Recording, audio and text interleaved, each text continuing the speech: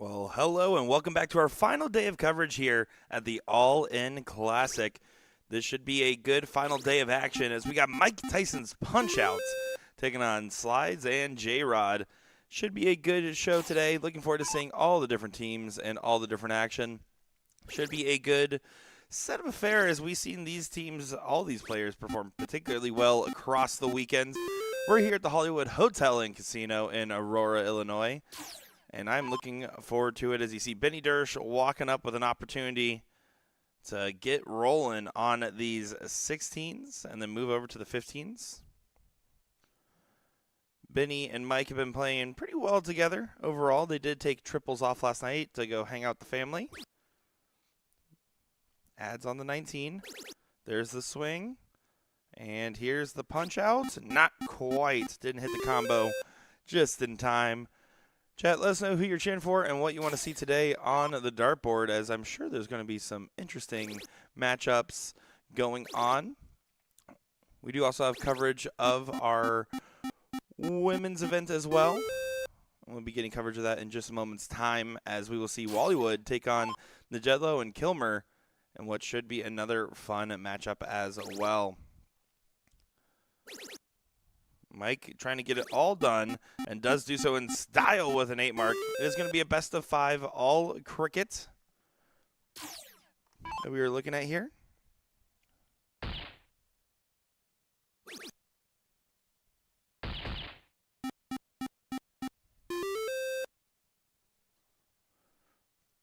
And despite the good shot there from Slides, you don't expect Benny to miss 3 clear at the bull to get leg number 1, I say in jest. Good marker for the double. Oh, and it doesn't go. And now, because of that shot set up from Slides, opportunity for 4 bulls from J-Rod Henry.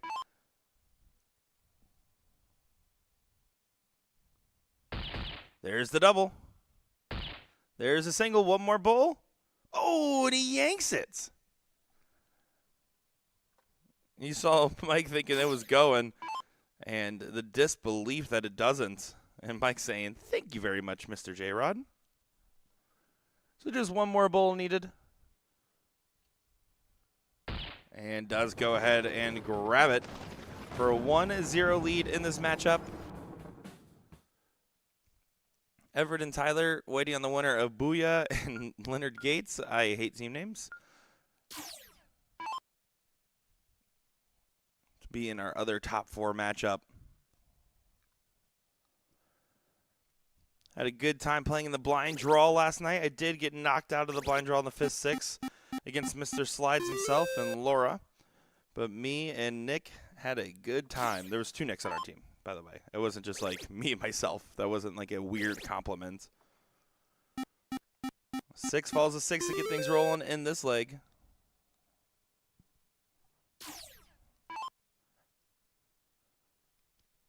See what Slides does here. I really like at least 4 marks on the 20. It's a weird spot in the first, and don't like the second, so he might switch. No, he does stay. A little bit wild on the grouping there from Slides.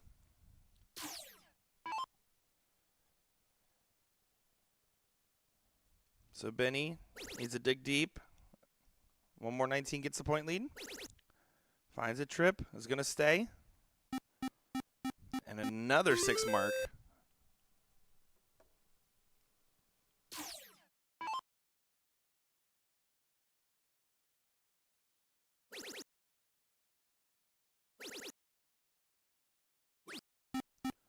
And J-Rod graduating to the land of the 7 marks. See if Mike decides to take the swing if he gets 2 first triples. He does not, so he's probably going to stay. 7 points, he is swinging, but doesn't convert. Trying to put the pressure over on Slides. And what we've seen from Slides is that when he is rolling, he is fine. He has a really high gear. It's the in-between turns where he has a miss and then a hit. And does find the double 19 on the last. Good shot there from Slides.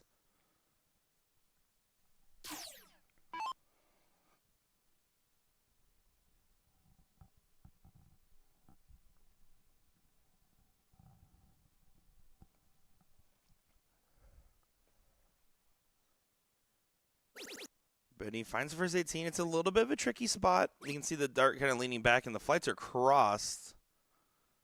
But is able to place it right in that perfect spot in the last dart. It's well thrown. It's hard to do that when your flights get crossed up to be able to follow through and get the result on the turn.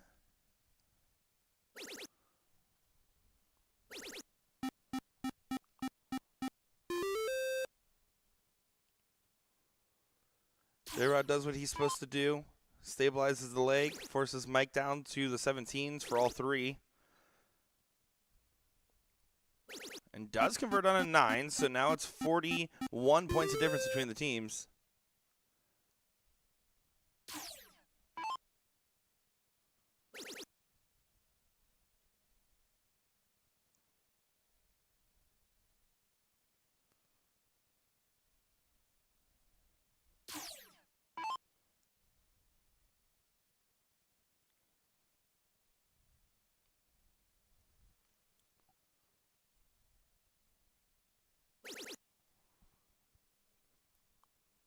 Benny should get a look and doesn't find at least a single. You can see the frustration.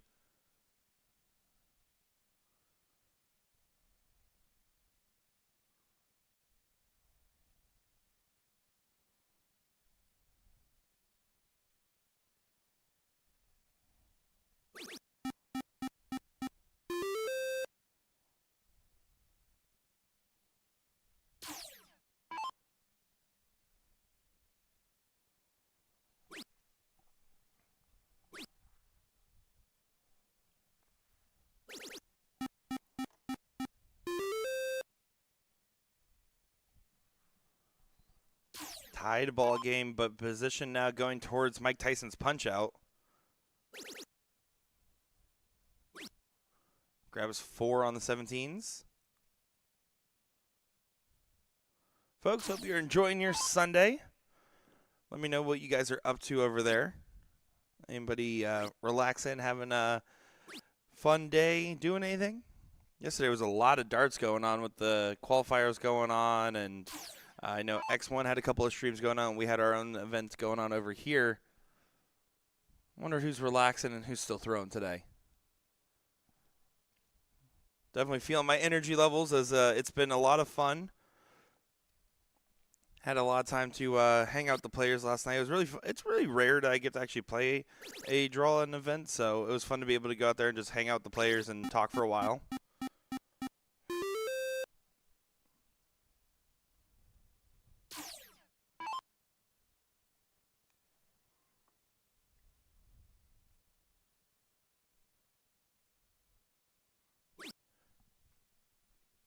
Nikki Jean saying totally relaxing day watching darts.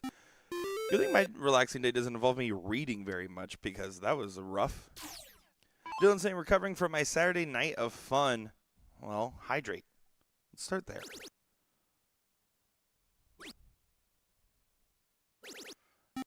Good 7 from Maloney, and Mike Tyson's punch out looking likely to grab a 2-0 lead, which is going to be a little heartbreaking for Slides and J-Rod after missing the last bull, needing 4, hit double bull, single bull, and doesn't go. And now you're going to be looking at a very different match state. See, I think I'm just getting older because I am a sober player now. So, I'm like, why am I so tired? All I did was I drank, I think 5 water bottles probably during the blind draw. And then I was like, oh, yeah, maybe it just was a long day. Maybe I am just old. Great question, actually. What's everyone watching over to the right? I can show you guys real quick what that looks like. As that will be a 2-0 lead.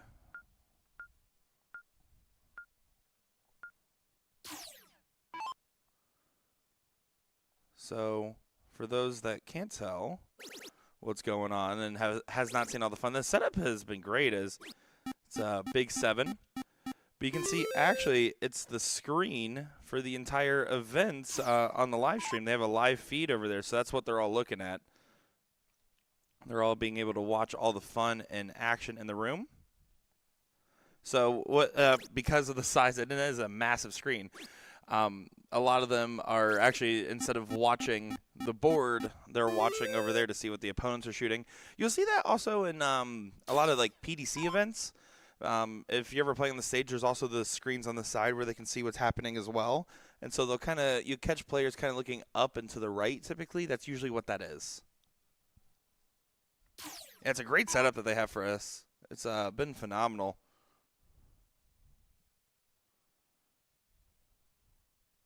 That's also why, if you guys have noticed throughout the weekend, I keep randomly zooming in on people's faces in the crowd to mess with them because, well, they know I'm doing it.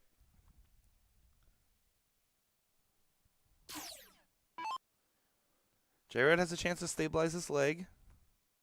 Got to work in on that dart. Does do so. Should stay.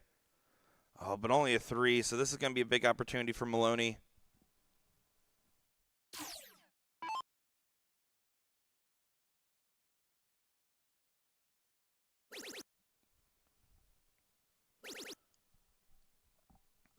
Yeah, how about that? Takes a 9 on the board. Does what he needs to do.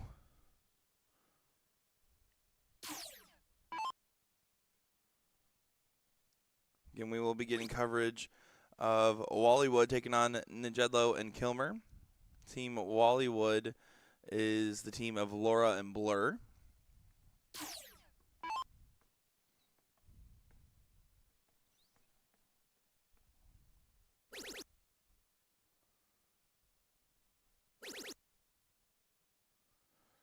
And this one's just getting away from the other side.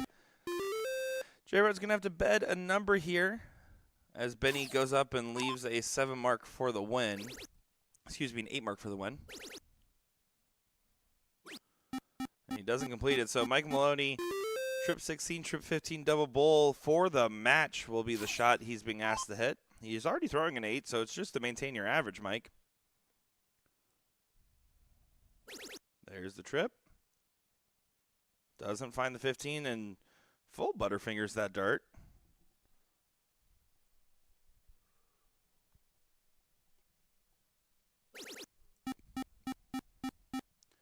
This tournament's over in Aurora, Illinois, at the Hollywood Hotel and Casino, brought to you by Prairie State Gaming.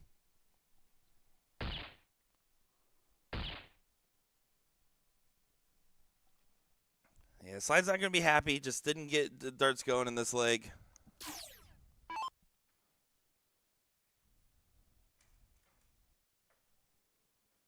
Two bowls needed for Benny Dersch and a 3-0 win. And that will do.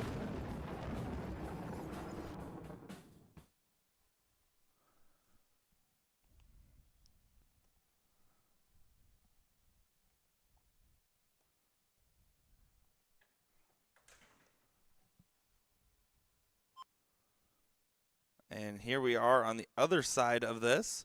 This is going to be that game 1 of the women's top 4. Casino is really nice, by the way. I walked the casino floor once. As those know, I don't really gamble. I like to bet on things. I don't like to gamble. That's the difference. I'll bet on Ram eating concrete in a foot race and put actual cold hard cash on it. But you won't usually catch me in the casino unless I really want to spend the $20 bill I randomly keep in my wallet because, let's be honest, I hate carrying cash on me. It's the year of 2026. If you're carrying cash on you, what are you doing? Wallywood looking likely to take leg number 1 here.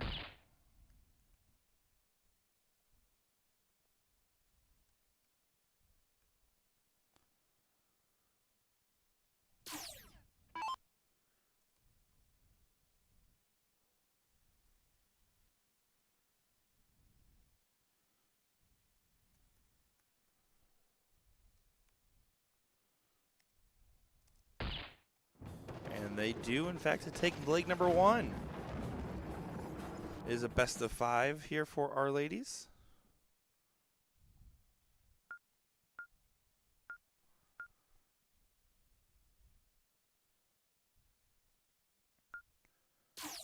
Excuse me, it's a best of 3 in the women's bracket today. I am actually kind of shocked by that one. I think they were running best of 5s at one point, but maybe I'm mistaken. It's been a long weekend. Well, Hollywood's one leg away from getting a match in the seat. Liz Tynan's in the comments. Aren't you on a board? Aren't you on board 36? Forfeit Liz Tynan. Do it now. Actually, she seems like she's logged in. We're fine. I'll let her go today.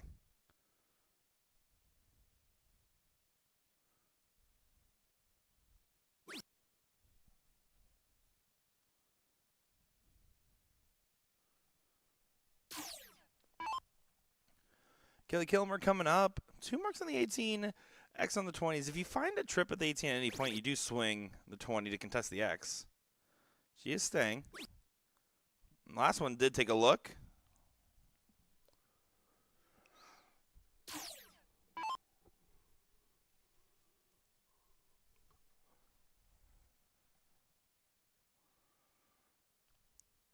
Laura was the one playing with slides on the team that bested the Nick Square duo. She played quite well. Just a flick of the wrist, girl. Just a flick of the wrist.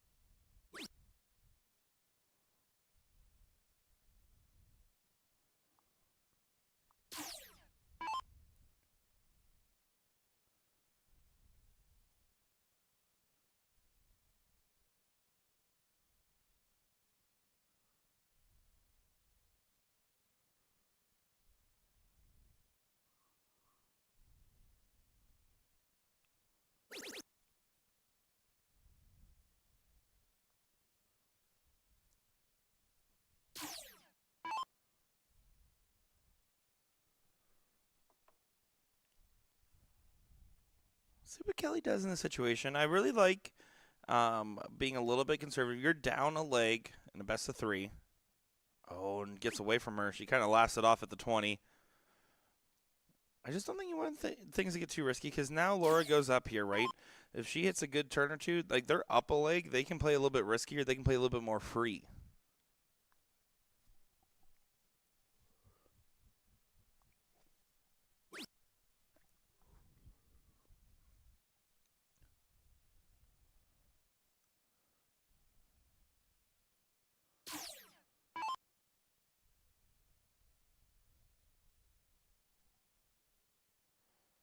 Becky has an opportunity. So she does play aggressive, but she finds the 19 on the first.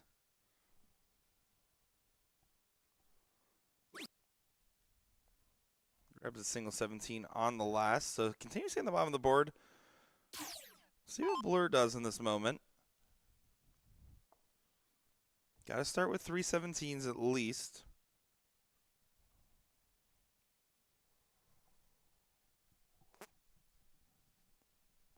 I'm just catching the 2s.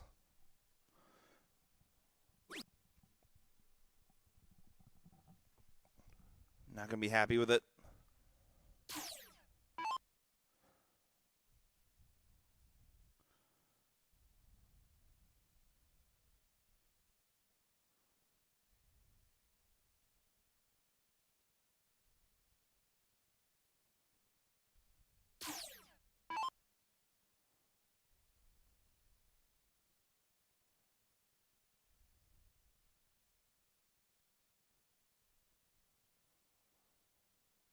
Can Laura convert these 17s? They're still left up for grabs.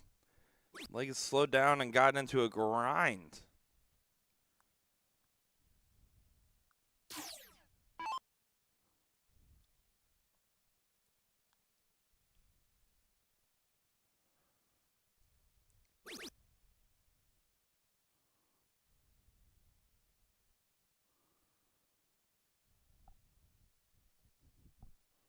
Irish Kisses up 1-0 over Booty Butts.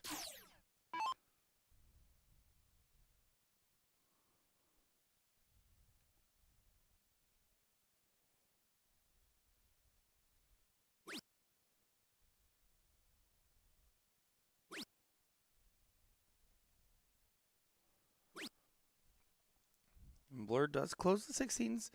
Nothing's out of contention quite yet. Both teams are thinking just one good turn from turning it around.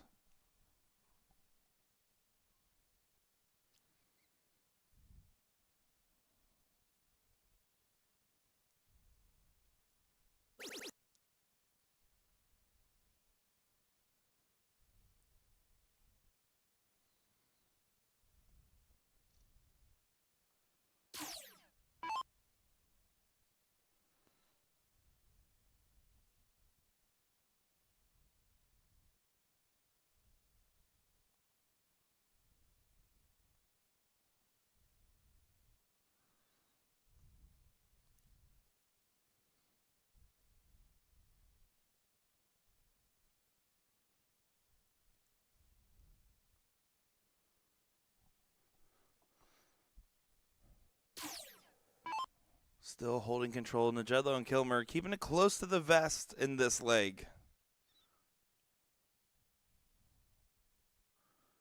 Just choosing not to point. Double 15.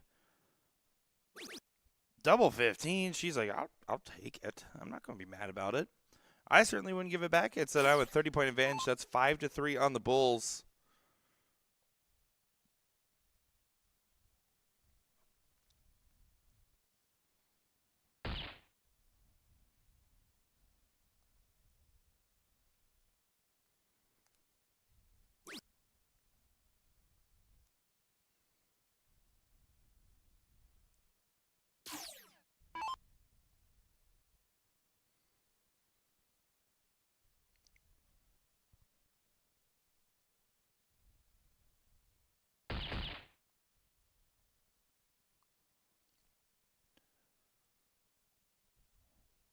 And Njedlo and Kilmer looking likely to take this one to a last leg decider. It's theirs to lose at this point unless Laura hits a lot of double bulls.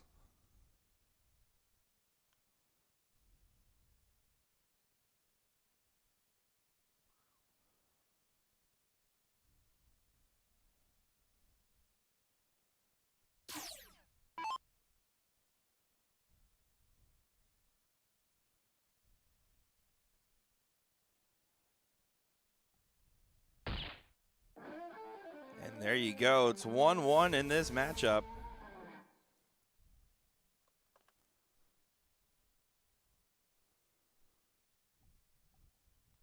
And we are going to a diddle for this last leg decider.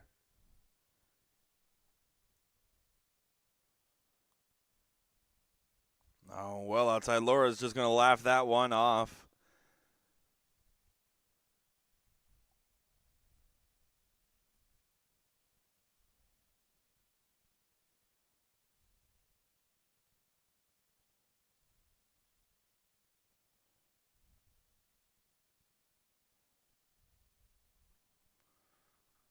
And that would be enough. So Njedlo and Kilmer will get the start in this last leg.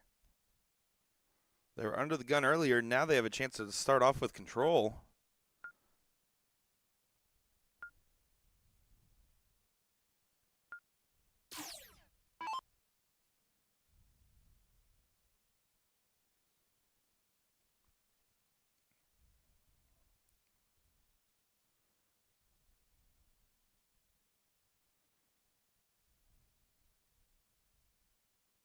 See what Njedlo does on the opening turn.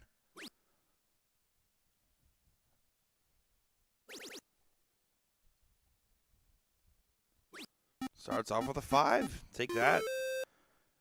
Take that for sure. Considering how close the point differential was, 40 points feels like a mile away. It's about settling into this leg and really get things rolling. As Blur is going to try to get things started for Wallywood.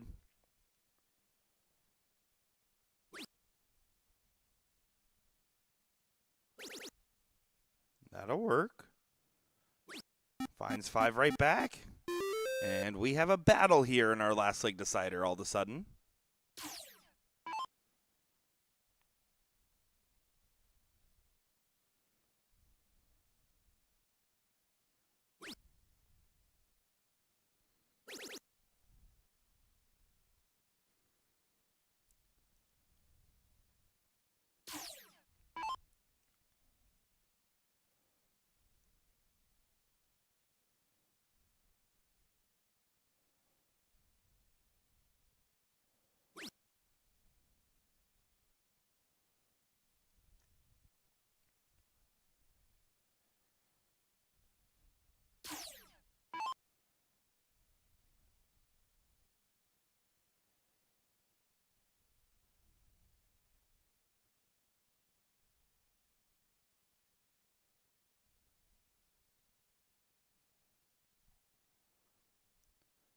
Mikey trying to attack these 19s. Well off in the first. I like the bailout. Sarah, hate's a strong word. You can dislike. You can not gel with. But hate? That's just too much energy.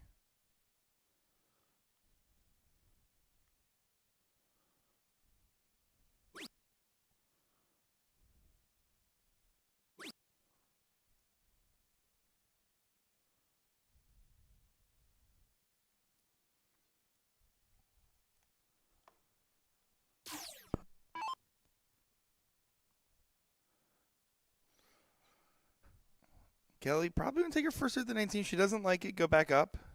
Should go back up. Does do so.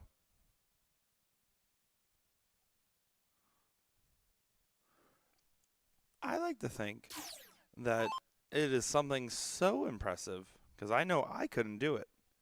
Like if I tried to even like mimic it, it's actually kind of cool. I mean, I wouldn't recommend it. All right, fair enough, Sarah. Fair enough.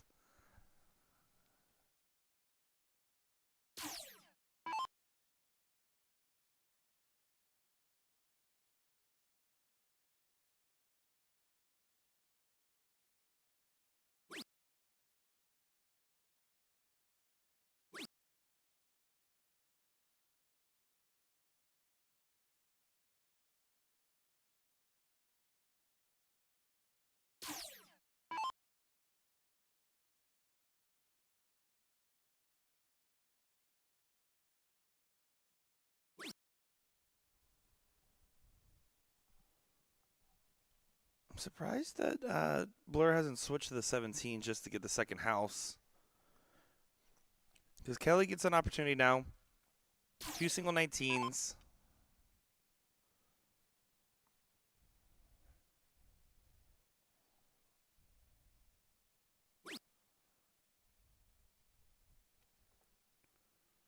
Oh, and she doesn't get it. This is a strugglesome leg for everybody. It's Sunday darts at its finest, everybody.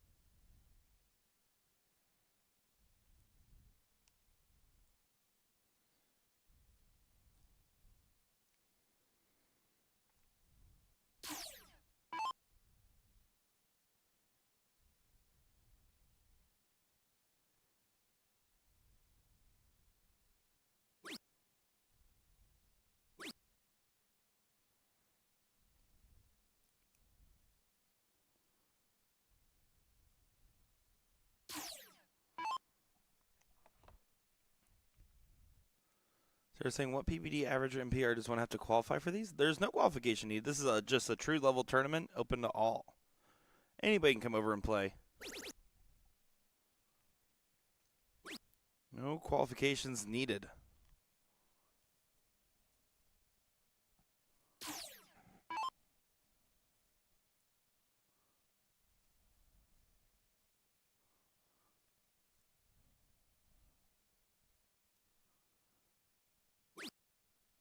Jello and Kilmer starting to get into a tricky spot with the two houses. There's the pop.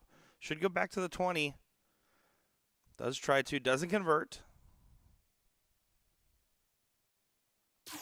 Same thing with bull shooter. No average or qualifications needed. Open to all. This is just leveled play. Submit your stats. Get leveled. They take them from all different kinds of sources. And if you don't have any, you're always welcome to play in the highest level events to get your stats established as well.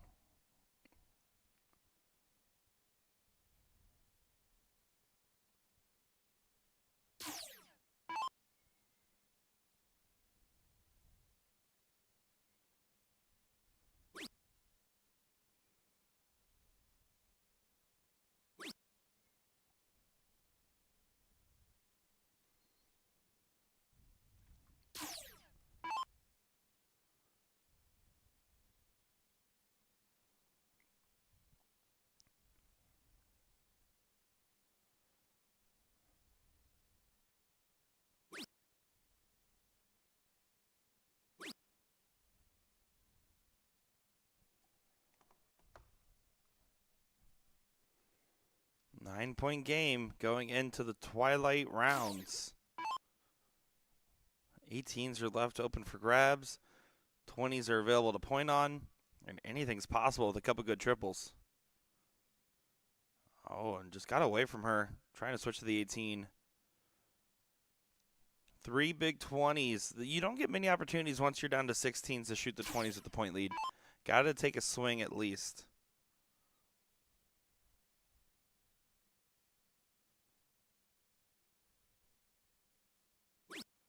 Does a pivot back after the first start got away.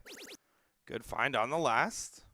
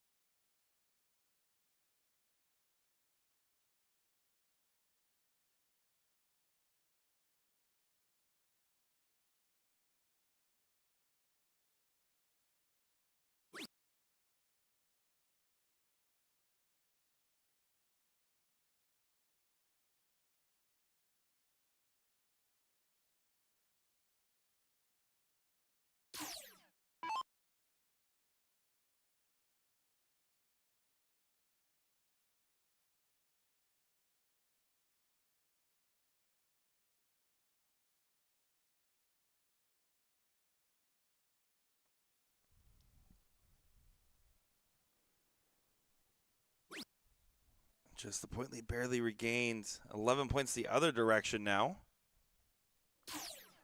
It's so hard when you're getting a case of the Sundays. You're trying to play through. You're trying to stay strong, and the darts are just not really agreeing with you.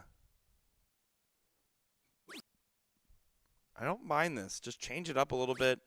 Get a new target to aim at. Especially if you close, and she does. So it's 11 points, but Kilmer now should really consider staying on that 20 until she trips. Good line. There's the conversion. Oh, and just plain old unlucky on that last start.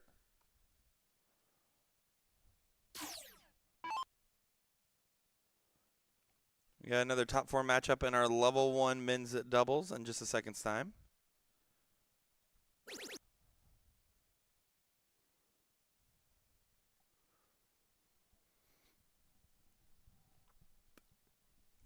Laura takes a gamble and closes the 20.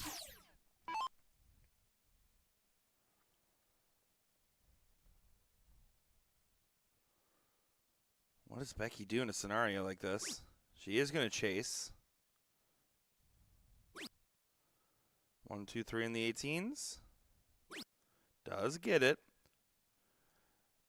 71 points to tie. 72 points to get ahead. So 5 16s will be enough.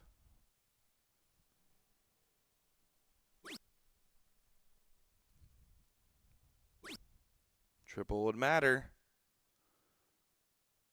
Doesn't get it. So how much do you commit to playing this aggressive strategy?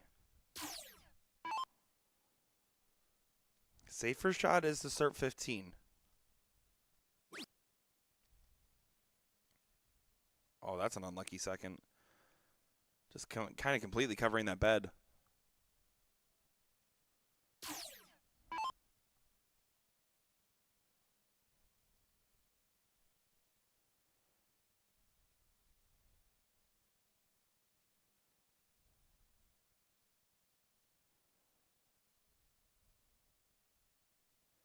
See the frustrations continuing to build for Laura. Really wanted more than that. If I'm Becky, I'm following that single mark on the 15.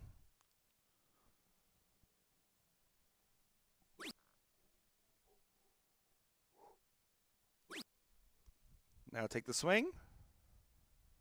Chooses to stay.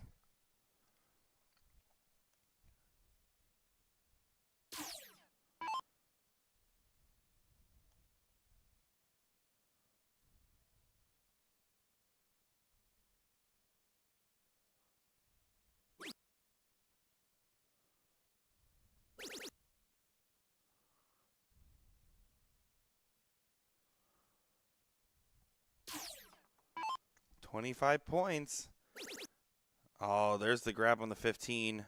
Here's the swing. Doesn't go.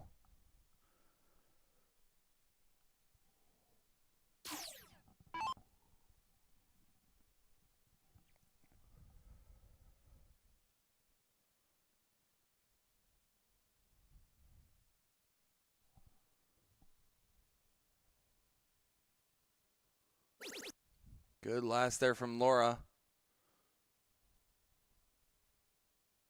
28 points separating the two teams.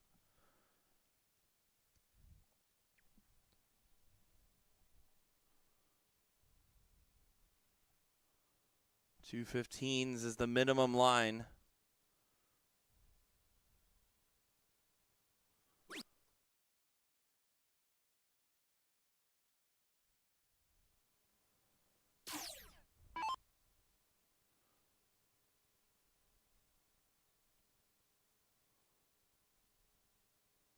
Trying to close these 15s out. Good bailout after the first start goes high. Good stay as well. I like the shot selection there.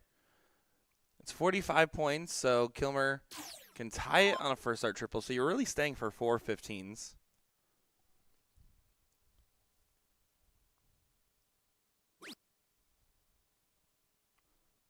But everyone's getting stuck in the rat race of it all.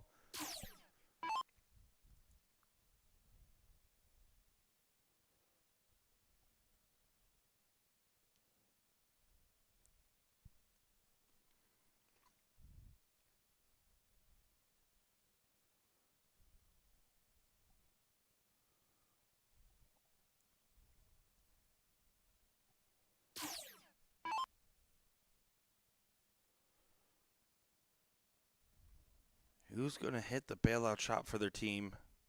Who's going to find just that last little bit of success they need to get to the seat match? Who will get out of this situation? 3 wide from Becky Njedlow, and everyone's in disbelief of what's happening in this match.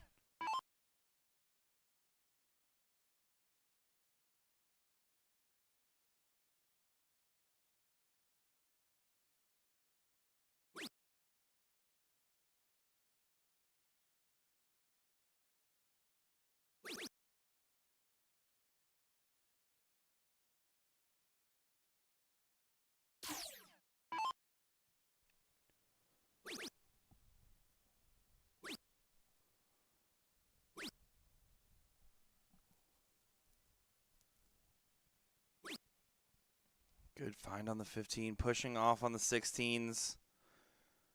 34 points.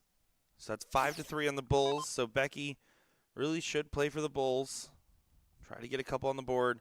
Find a double. You can probably swing the 16 if you want. There's one bull. And just the one.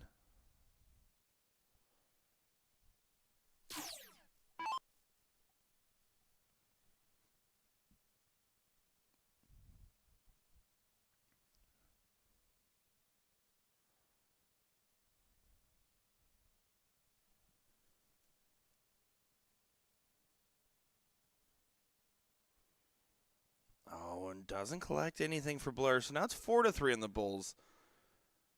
There's an argument to just go for the 16s and leave it down to 3-3 on the Bulls. With the way things have been going, I wouldn't put it past you. Whichever one you pick, you got to commit to.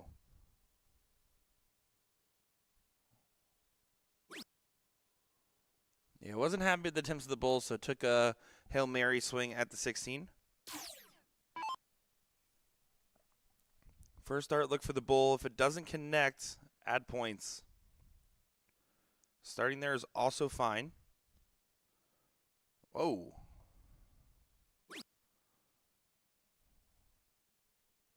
It's 50 points, so it does not add a Bull yet. Needed 2 16s.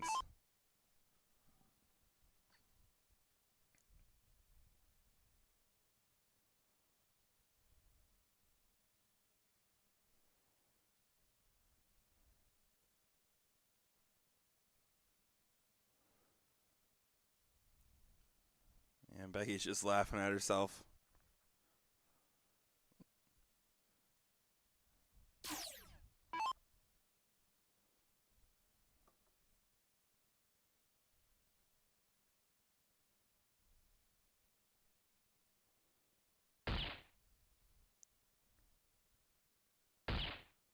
One Bull away. No, it's a round out. I didn't even think to look for the round out.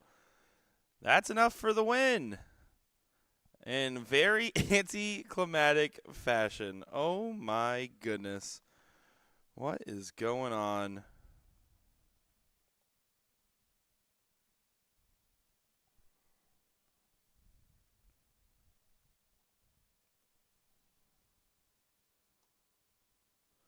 So here we go.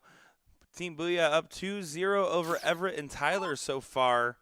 And we're going to see how this one plays out. This is to get to the seat match against Mike Tyson's Punch-Out.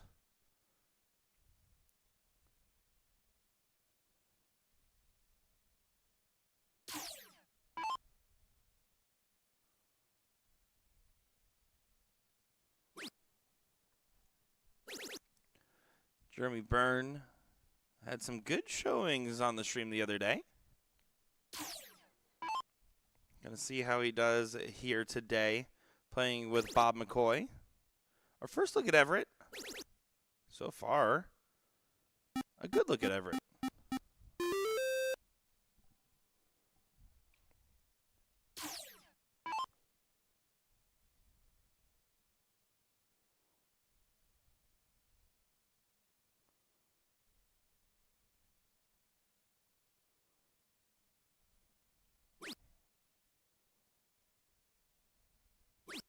Bob trying to get a triple going. And just back-to-back 2 marts for Bob McCoy. Again, Team Booyah is 2-0 up in this one.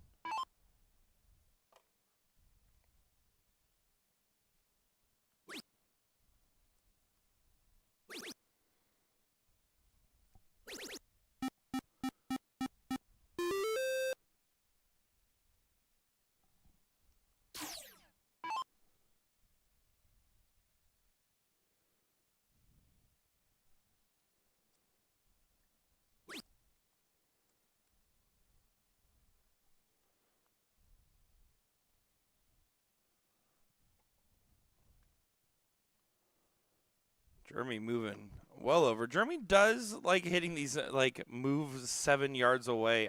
He's just playing on a different board. He's just doing his own thing. He likes to move around, hit those wild shots. Doesn't convert that time. So this is so far probably the best look Everett and Tyler have had. Contesting the X and the 18s, but so far not converting. I don't like the cover on the 17 on the last start. If you can't find the 18, you should just go back to the 20. Bob McCoy has an opportunity to bed these 18s now.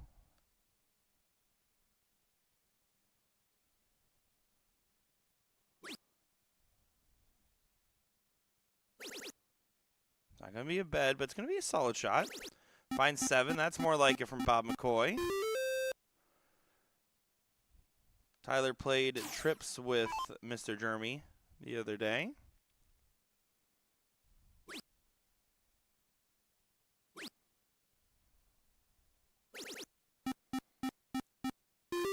Last start from Tyler. Really been putting the time on the board. He's only been playing for about 3 years. I told him that we've only seen Luke Littler playing PDC for like 3 years, basically, and he's already won 14 major titles, third most of all time, and 2 world championships back to back, and 3 finals in a row. What's Tyler's excuse?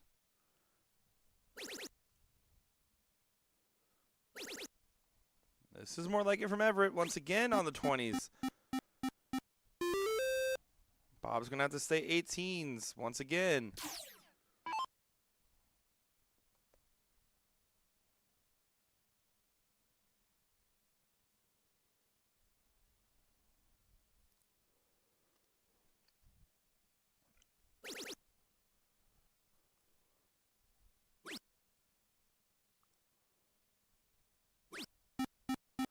I don't mind the cover on the 17 in this situation, especially with the other team already having a mark on it. But now Tyler just needs a 3 mark. Single 18 for 2 17s. I don't actually like the 20 start. I think getting that second house, because there you didn't trip it, right? If you tripped it, you're fine.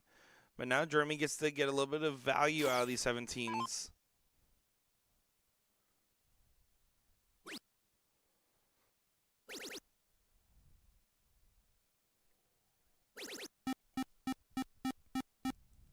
Gets a 7 mark. Good find from Jeremy Byrne.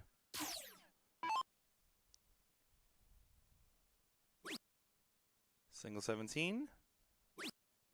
On the last start he's choosing. And does grab it. 29 points means that Bob is on for a potential 9 mark. Still got to hit it, though.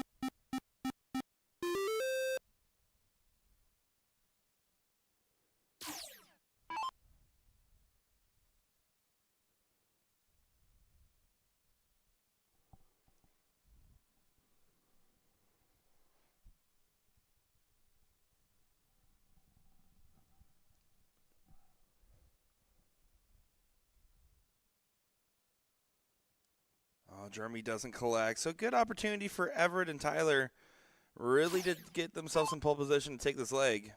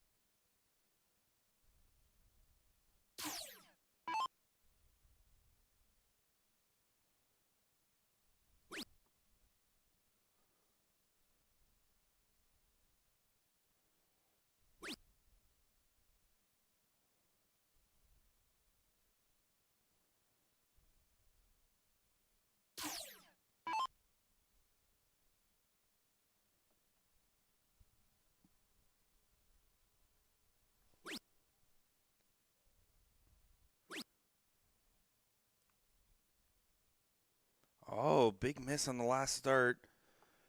20 or 19 points. It would have added a bull to hit at least a single. Bob McCoy gets a good shot.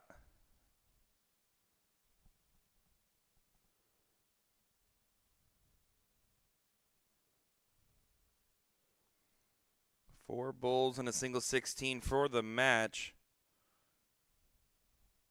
Not going to go. There's a double. I don't mind staying on because he was trying to add a dart, right? I think no matter what, you need Tyler to miss.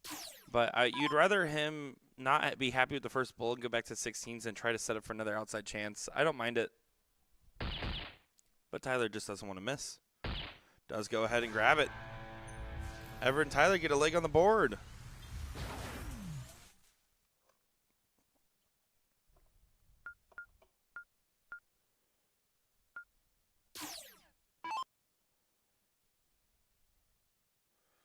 Booyah gets the start. That's why winning 2-0 matters so much.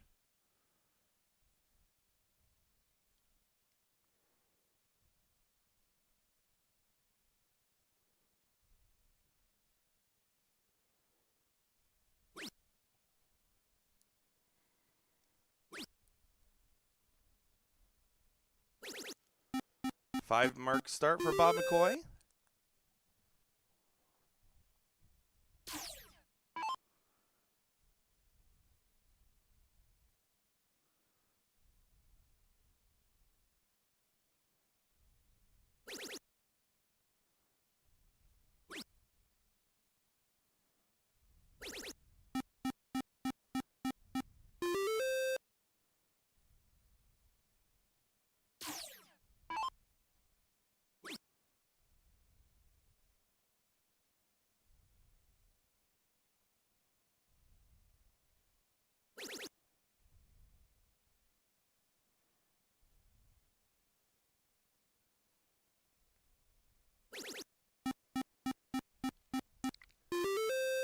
Jeremy finds a 7 mark. Gets some control going for Team Booyah.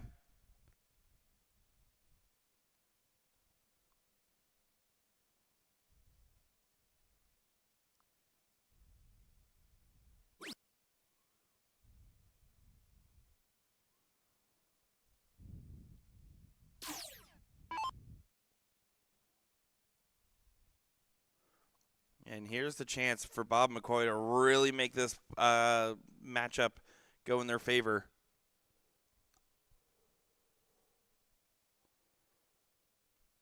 Trying to get the 18s. Does find it. Can just continue to move along the board with the 2-house advantage. Doesn't really twist the dagger. Just does more of a flesh wound.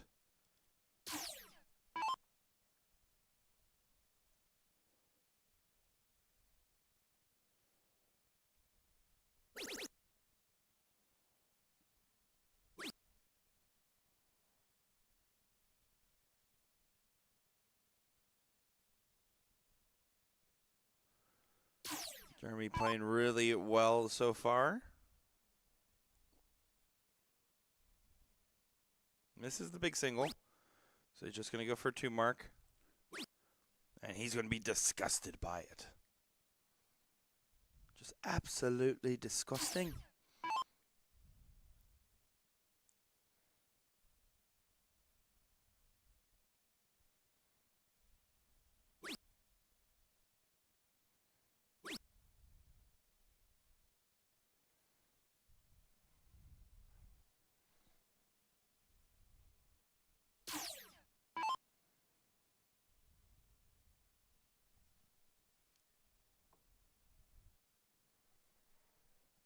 So Bob McCoy, corner pockets.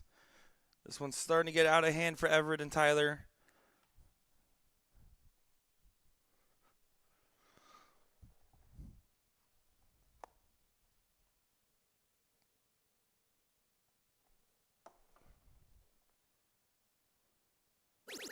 Bob McCoy's kind of in his C game gear right now. It's really Jeremy's timing that's making a big difference.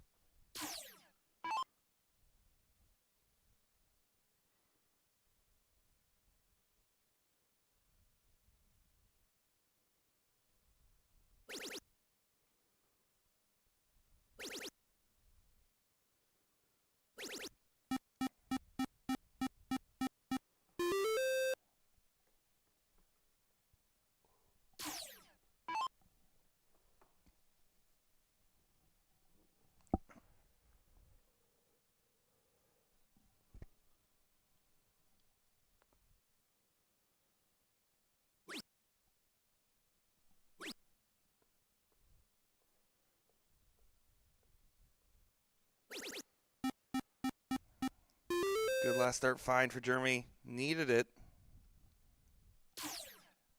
Sunday darts have been prevalent across the room. Tyler really struggling this leg.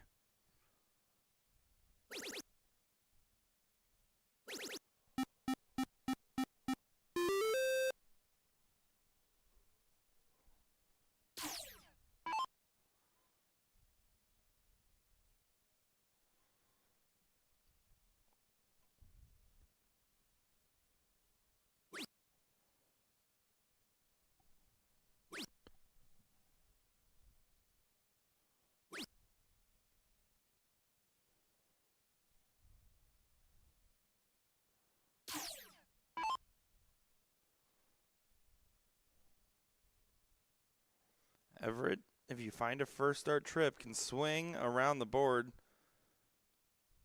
You can do it on a single if you really wanted to. Now you're probably going to stay. Does find 6. Good shot from Everett. Really playing his best darts in this leg.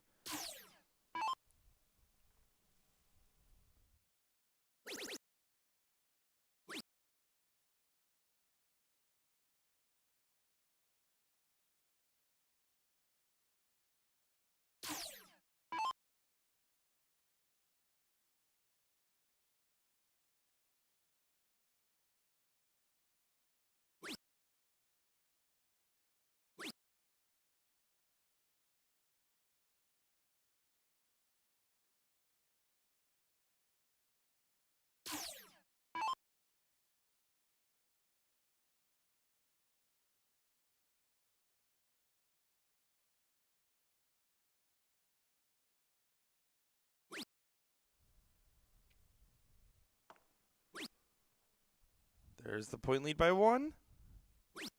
And Bob tries to cover on the 15s. Everett has been the man of the hour.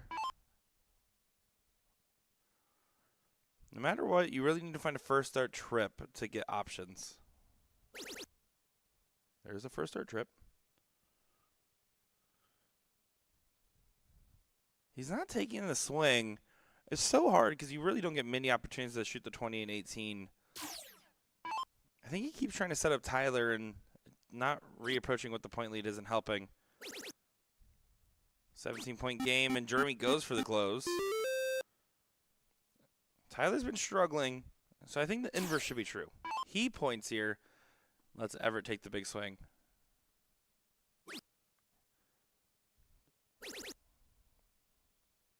It's a great correction.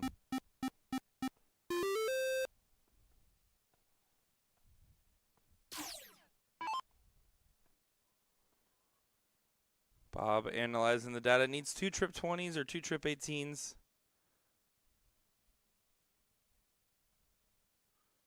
2 big triples and a single 16 is really the target line.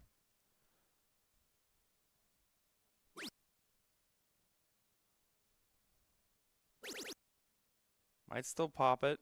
33 points. He does, so he's going to go ahead and ask a question. Everett's been the best on the board, so this is not really the one you want taking a shot. 33 points is 5-3 on Bulls. Single 20. Here's the 18s. Doesn't get it. Does stay for the close. So 33 means it has to be a 3 mark on the 15s. Jeremy really wants to collect a couple trips. There's one of them. I think that's a bit greedy. But he knew he had a triple in his back pocket, so never mind. It wasn't greedy, Jeremy, and I apologize. 57 points separating the teams now. That's 6-3 on the Bulls. Closing 15s doesn't help. And Tyler feels like he just didn't get in gear. You see the frustration really kind of riding on his face.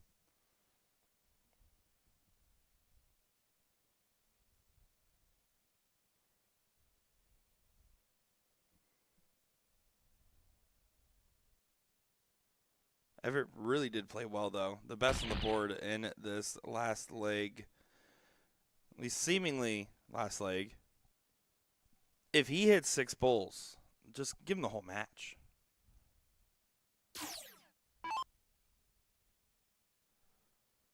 One time on the one time for the fans.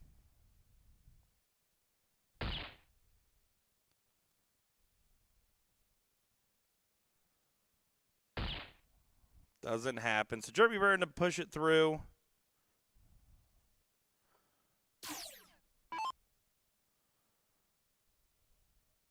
Well, maybe.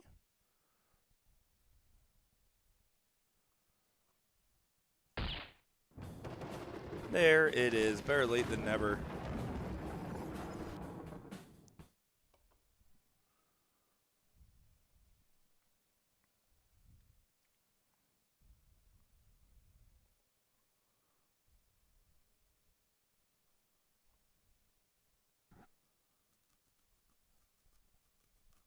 So we will be getting Booyah versus Mike Tyson's Punch-Out coming up next.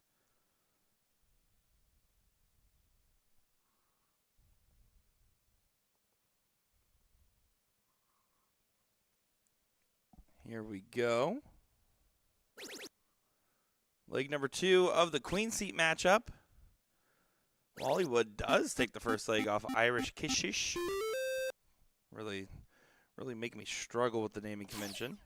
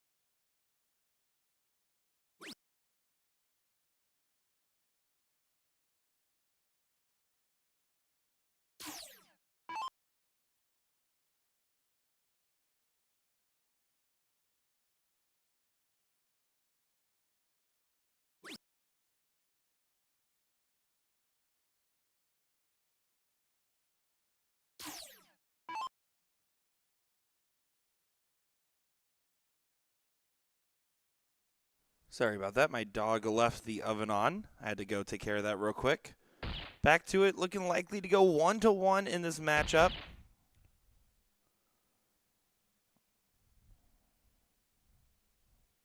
Liz just needs to punch in 2 bulls. Liz currently almost out-averaging every other player combined.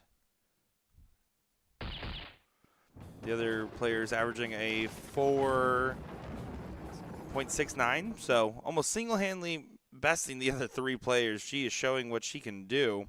Not that we're surprised here. It's Liz Tynan, everybody. Outside on the bull, so Liz to try to best it on the cork.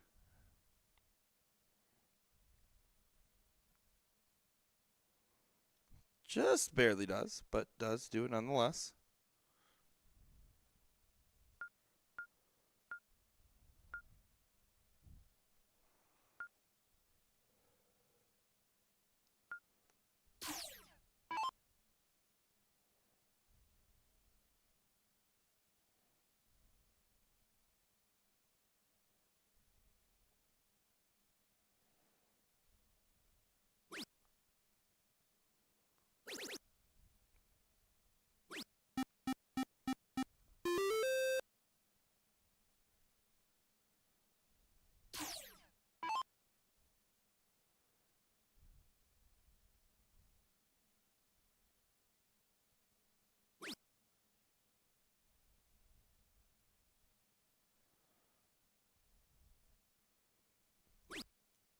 Oh, and Blur does only find 2 bulls. So Kelly give her a kiss up to the line, trying to grab 3 19s. You got to contest the X. You got to start 19s. Not going to be happy with that one.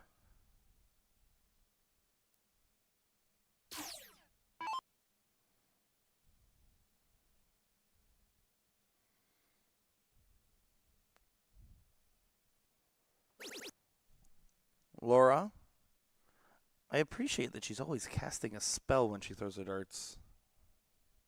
She's just throwing some voodoo.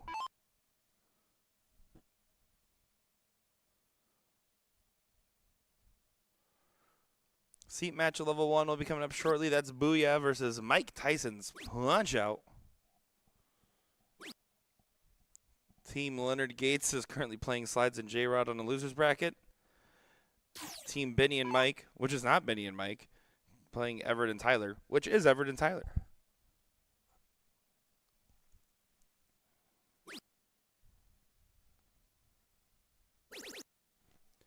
Our brackets are winding down here for our day of coverage.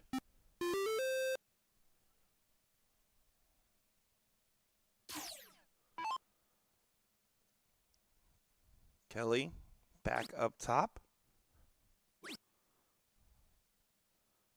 Kelly and Liz did win yesterday's doubles for the women's.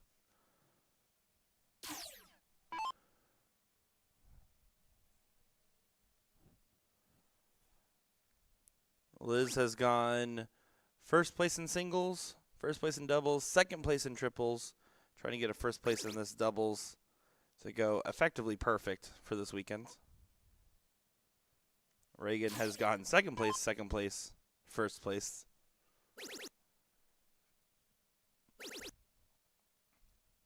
I believe still is in the bracket. I love team names. Team Booty Butts. Yep, that's Raspy and Reagan sitting in the 4th place matchup to play either Ebony and Ivory or Njedlo and Kilmer.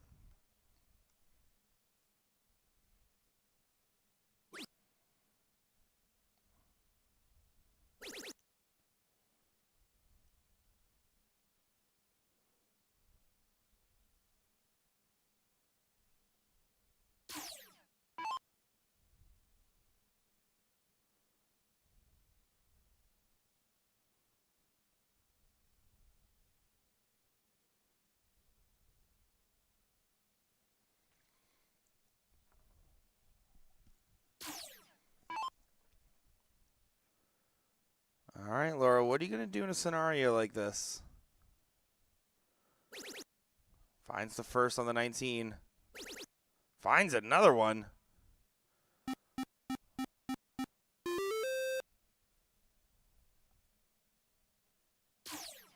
Take that 6 mark.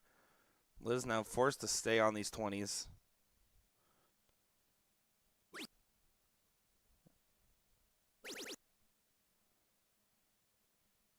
Oh, a little hesitation from Tynan.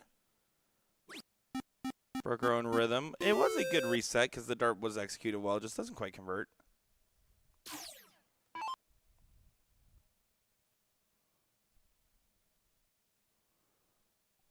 I'm stealing that one from chat.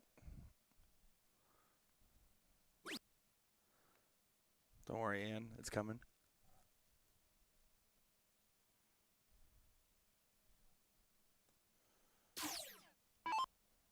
Callie trip 20, single 19 is the target.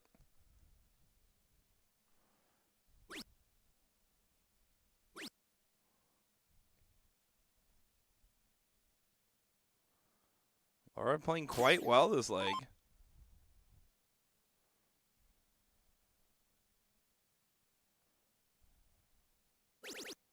Finds the 19 again.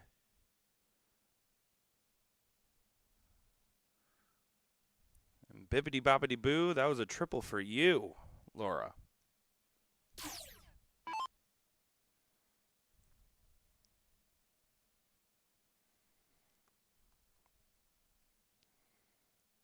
Four 20s gets a 5-point lead.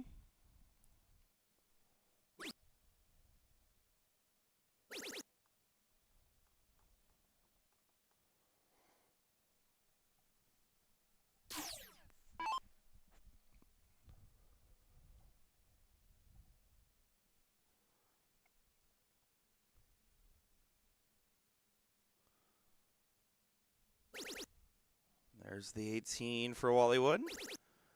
And another one. Great correction. And she's cheating. Kelly's not entertained. She said, not on my watch. Don't you even try it, Blur.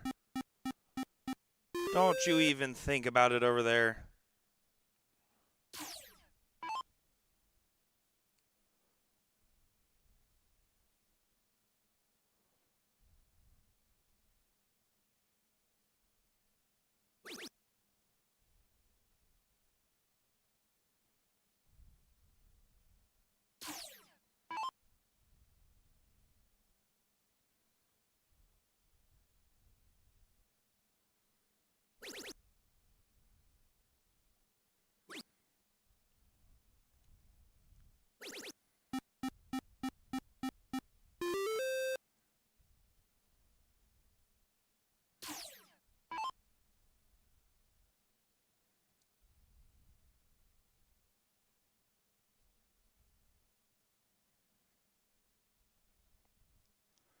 Oh, and Liz now starting to struggle at the wrong time. The best player on the board. Not happy. All of a sudden, a rally from Wallywood.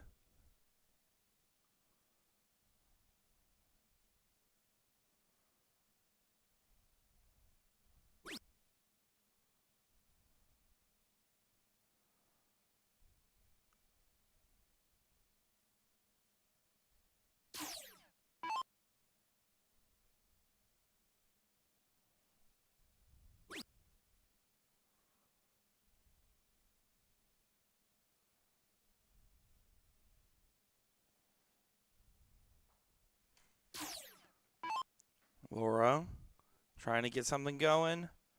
2 20s would be enough to feel like you'd had a good turn. You got to start the 20 because in case you miss, you get another dart. Shenanigans. Just absolute debauchery.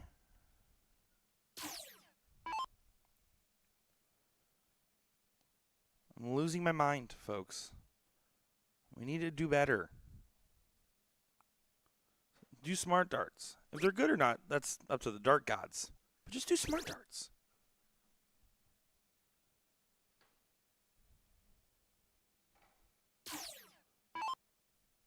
Sorry, guys. It's my Sunday grumpies. My tummy hurts. Had a lot of spinach wraps. I had some sliced rotisserie chicken breast meat. I had some salami, or no, pepperoni. Not in the same wraps. These were different wraps. I had a little bit of garlic mayo, and some sriracha Tabasco. It was all really yummy.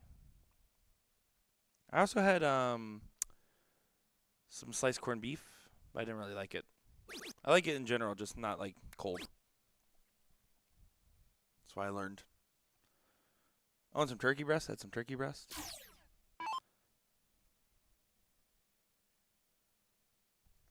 That's it. That's the whole story. Oh, and I had this habanero dill pickle seasoning. Not enough habanero in it. The right amount of dill. Kathy saying, losing your mind from having to banter to yourself. You're doing great. This honestly just reminds me of my younger days in the mental health facilities. I'm used to it. The thing is, I've gotten past the point of using crayons on walls. Hotels don't like it when you do that. Instead, I just play Angry Birds on my phone.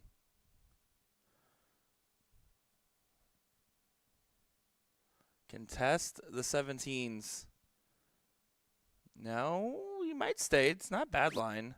But now you got to bail. Can't overcommit. Oh, you got to be careful. And she does find it. Hollywood rallying. Jazzy Clark Darts, professional darts content creator, says, put me in, coach. For the scribbling on walls aspect, making raps, playing in the match, commentating. Gotta define your role more.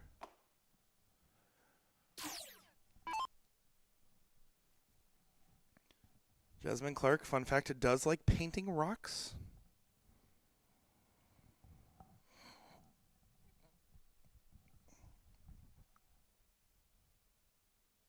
Wasn't like a weird insult, by the way. Real story. Feels like a weird insult when I said it out loud. Yeah, that Jazzy Clark Dart's a real rock painter. I'll tell you about her.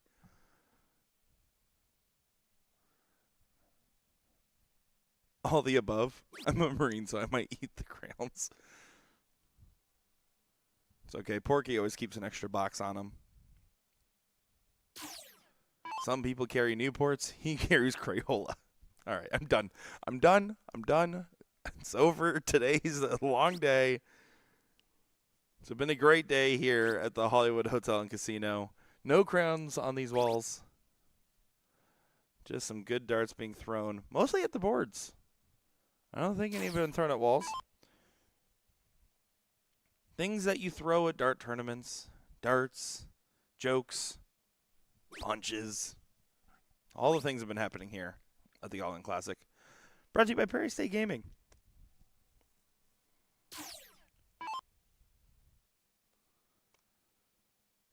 Well, Irish Kishes might be kishing this match, but I gotta go.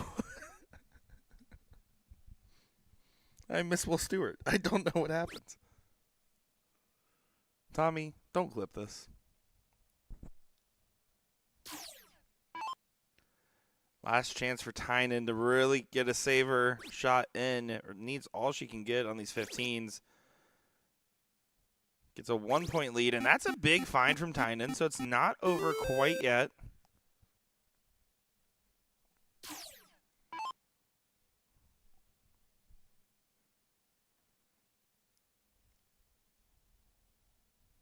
Probably popping this 15 no matter what.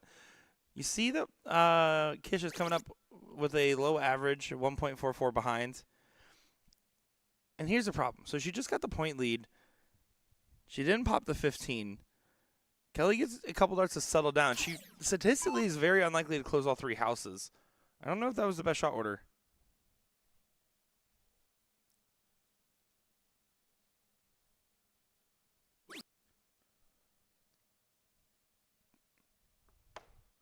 Never count Liz out. I'm certainly never counting Liz out. She lost the blind draw in her last leg throwing a 50-point per dart. I never count Liz Tynan out. They say you're okay till you answer yourself. Oh, good to know.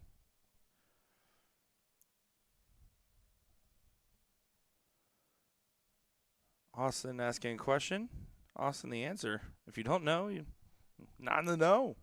Should have attended the All-In Classic. You would have known.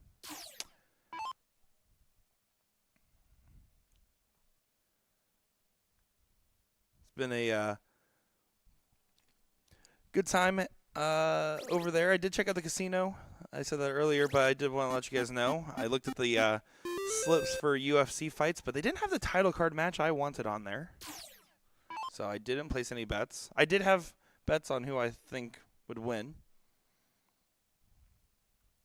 But just in my mind.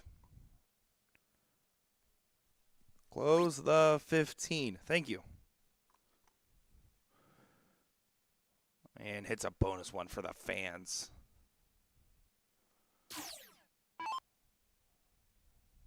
So in this scenario, you can swing all three. I think the safer play is just start bulls and let Liz do the swinging. Might have a couple good fallouts.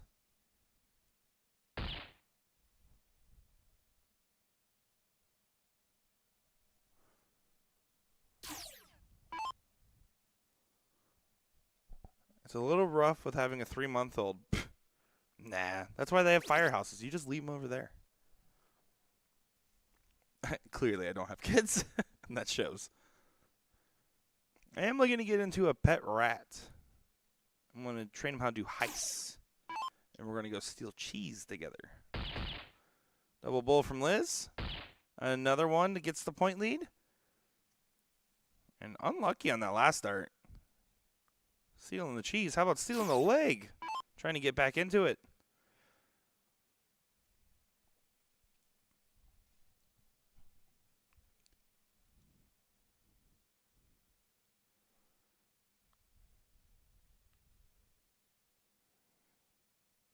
And here's the chance. Okay. Kelly is about minimizing some marks on the board. Single 17 and 2 16s.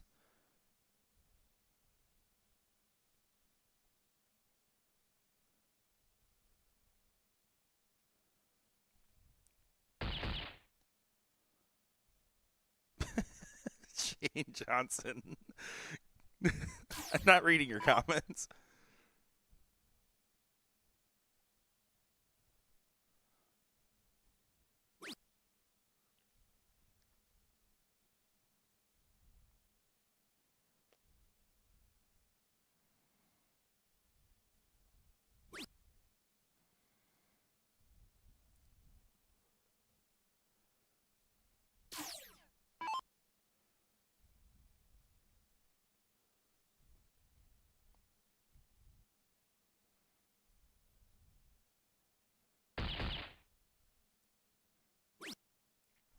Liz Tynan.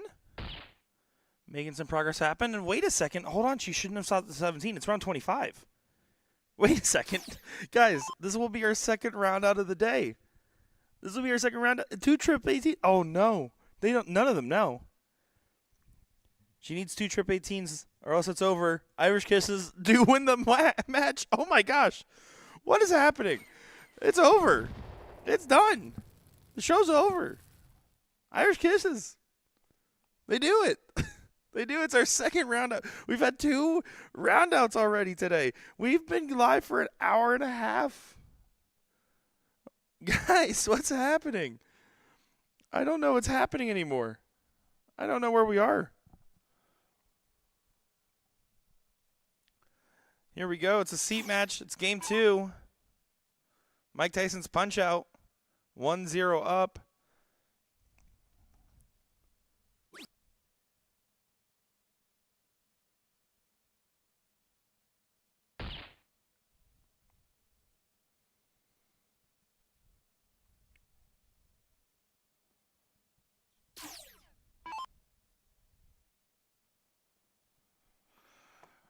Currently in some trouble. This is Benjamin Dersch. Rumor has it that he is actually such a fast runner that his hey dudes can just come flying off at any moment.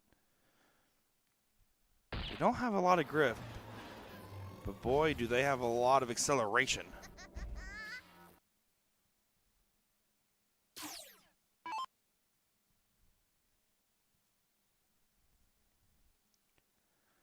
Bobbert McCoy just needs 2 bulls to push us through for a 1-1 matchup.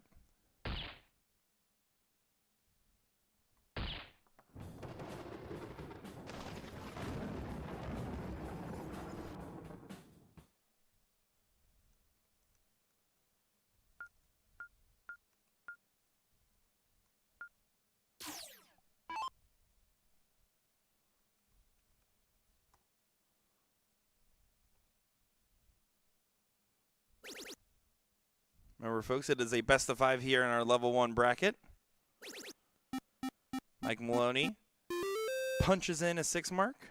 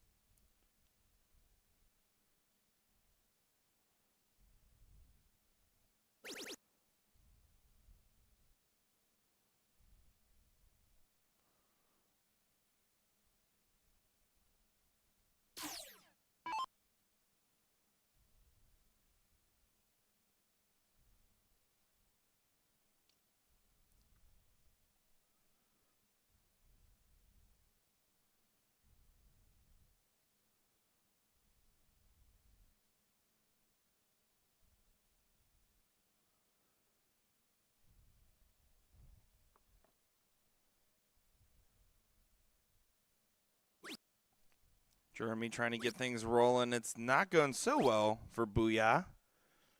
More like Boo-nah this leg.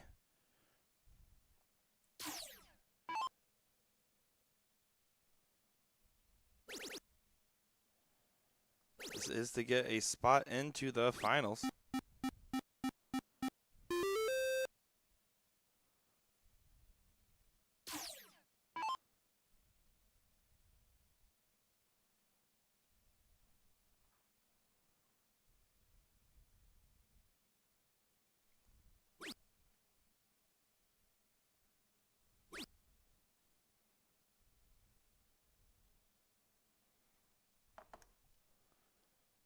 And Bob McCoy not happy. Haven't seen normal Bob McCoy darts today. That is for sure. The Gentle Giants being a bit too gentle.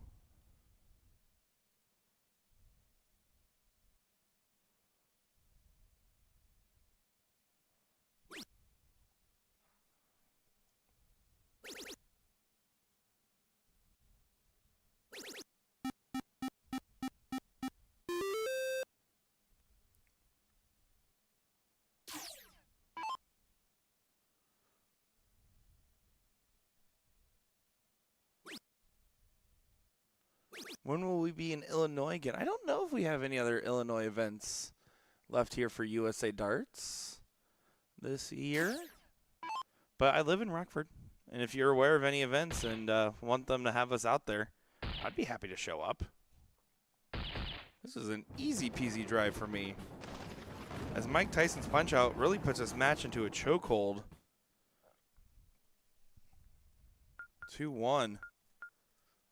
Booyah needs to hold their throw.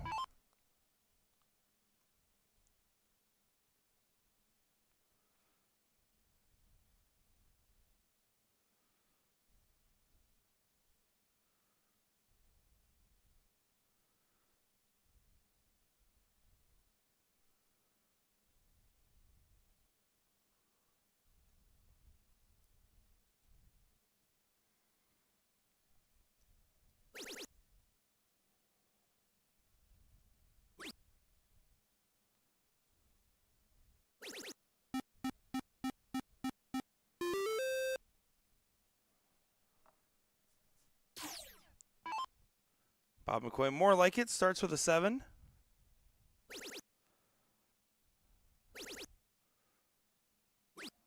And answers with a 7 right back from Michael. Big shout out, by the way, to Booyah Darts for being the vendor at this event this weekend. I had some good supplies. I was playing a matchup last night in the blind draw, and I saw a lady had the most Chuda flights I think I've ever seen. And I said, you know they sell those here. And she says, don't make fun of my darts. I said, the darts are fine. Your flights are from Temu. And then went through the washing machine.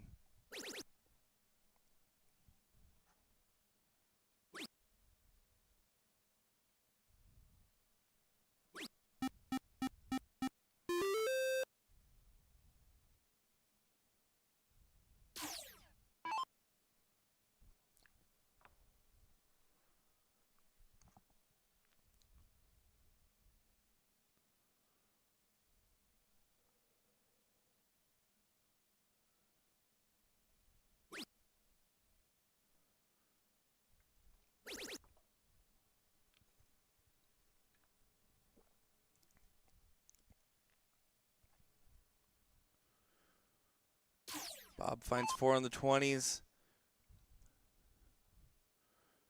Mike Tyson Chicken Nugget Maloney finds the first on the 19s. And the second up to the 20s. Not quite. Mike Maloney does prefer his chicken nuggets dino-shaped, I've been told. Sources say.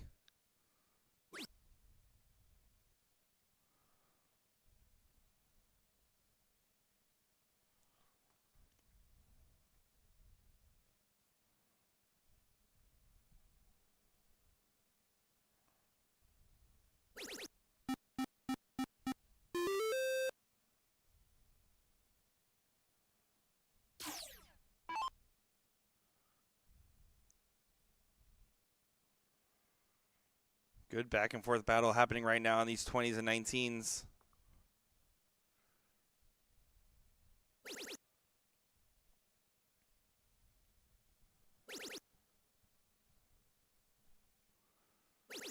And this time Benny's going to stay down instead of doing the big swing. Jacob saying, what happened to Team Scumbags? Did someone punch Mike again? I don't know.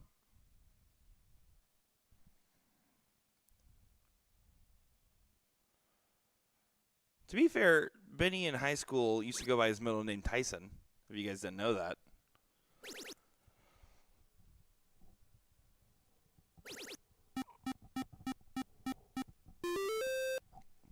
And the 7-mark response from Bob McCoy, but with Benny's shot selection, it lets Mike take a swing after a trip 19 if he so chooses.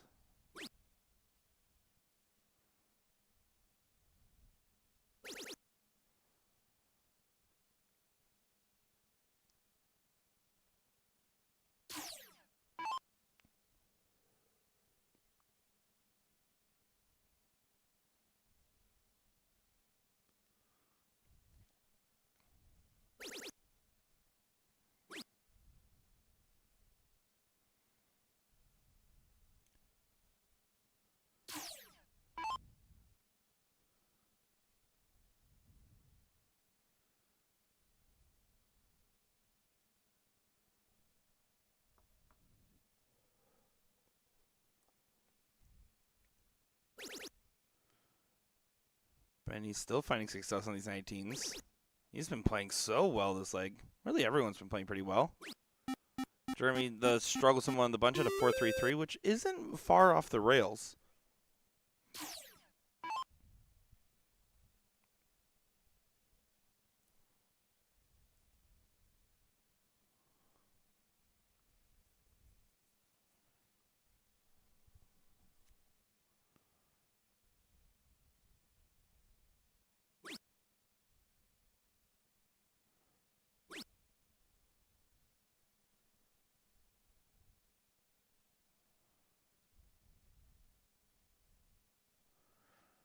Bob deciding what he wants to do.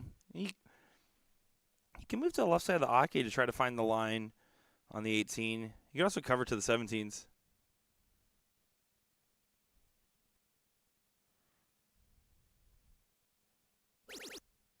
Yeah, covers on the 17s. I don't mind it. Let's see what Mike does. Start 18. If you find a single, you can stay, close, and then back to 17, 19, one of the two. Starts 19, then move.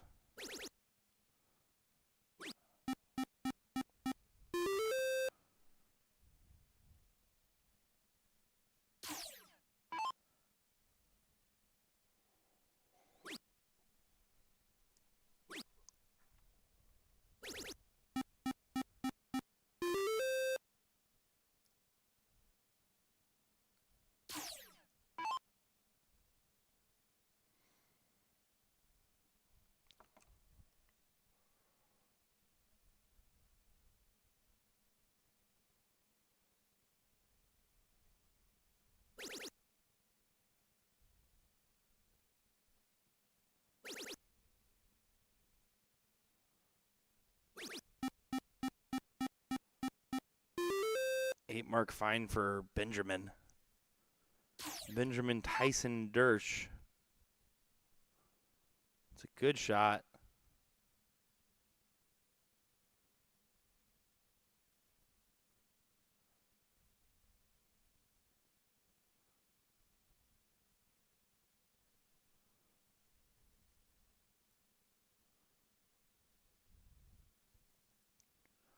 Gotta say 18s all day. That's a good first start to be making that happen. Oh, not quite on the last. Drags it down. Bob back in his normal gear.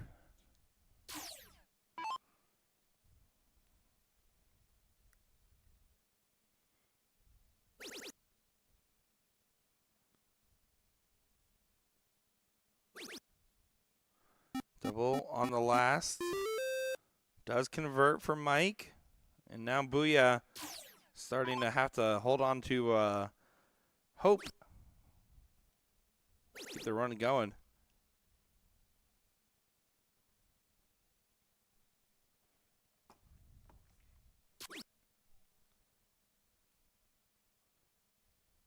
Jeremy's cheating.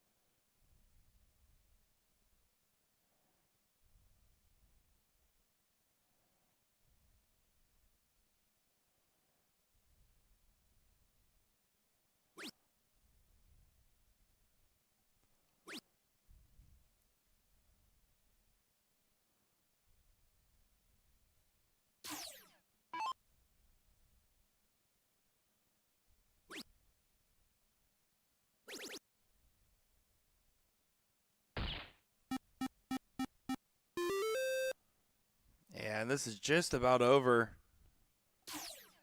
Mike Tyson's punch out, taking a swing and about to take this team outside to get this done.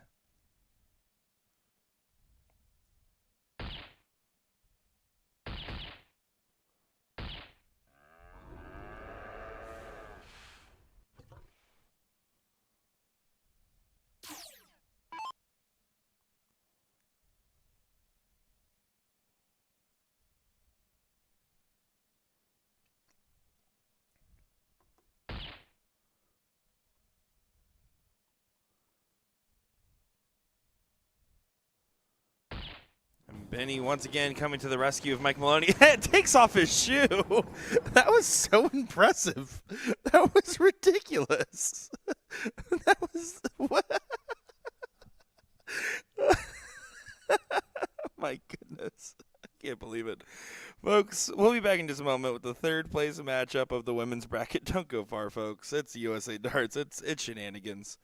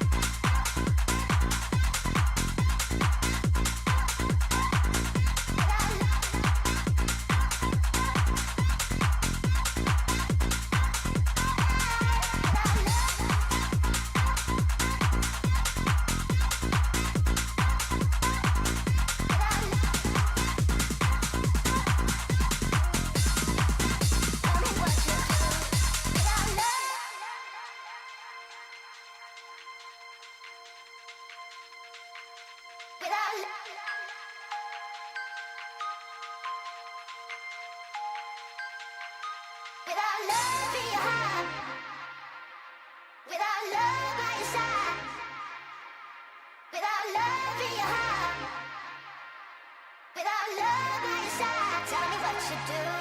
Without love, without love, without love in your heart, without love by your side, tell me what you do. Without love, without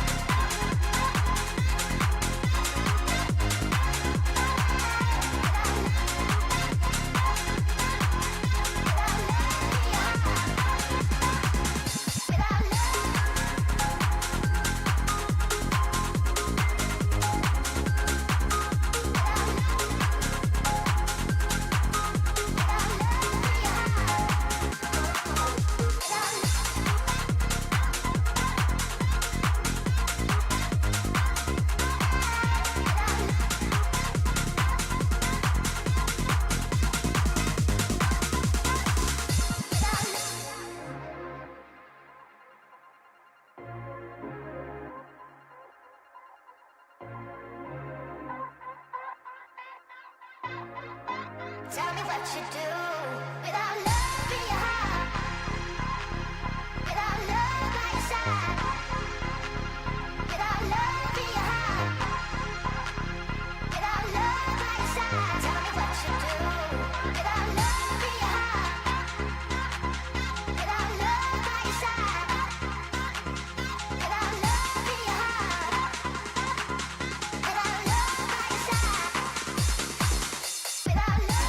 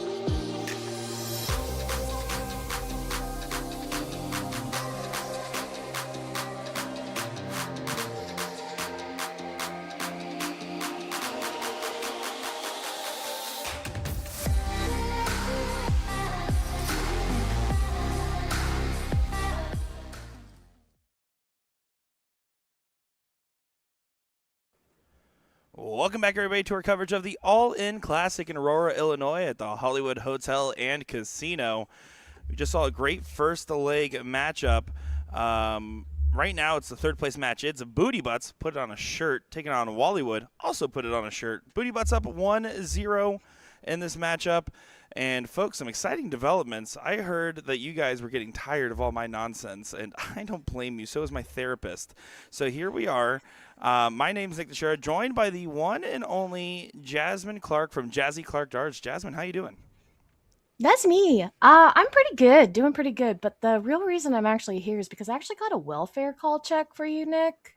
Oh, is that right? And yeah, so actually, I was sent here because I hear the loony bin is calling your name.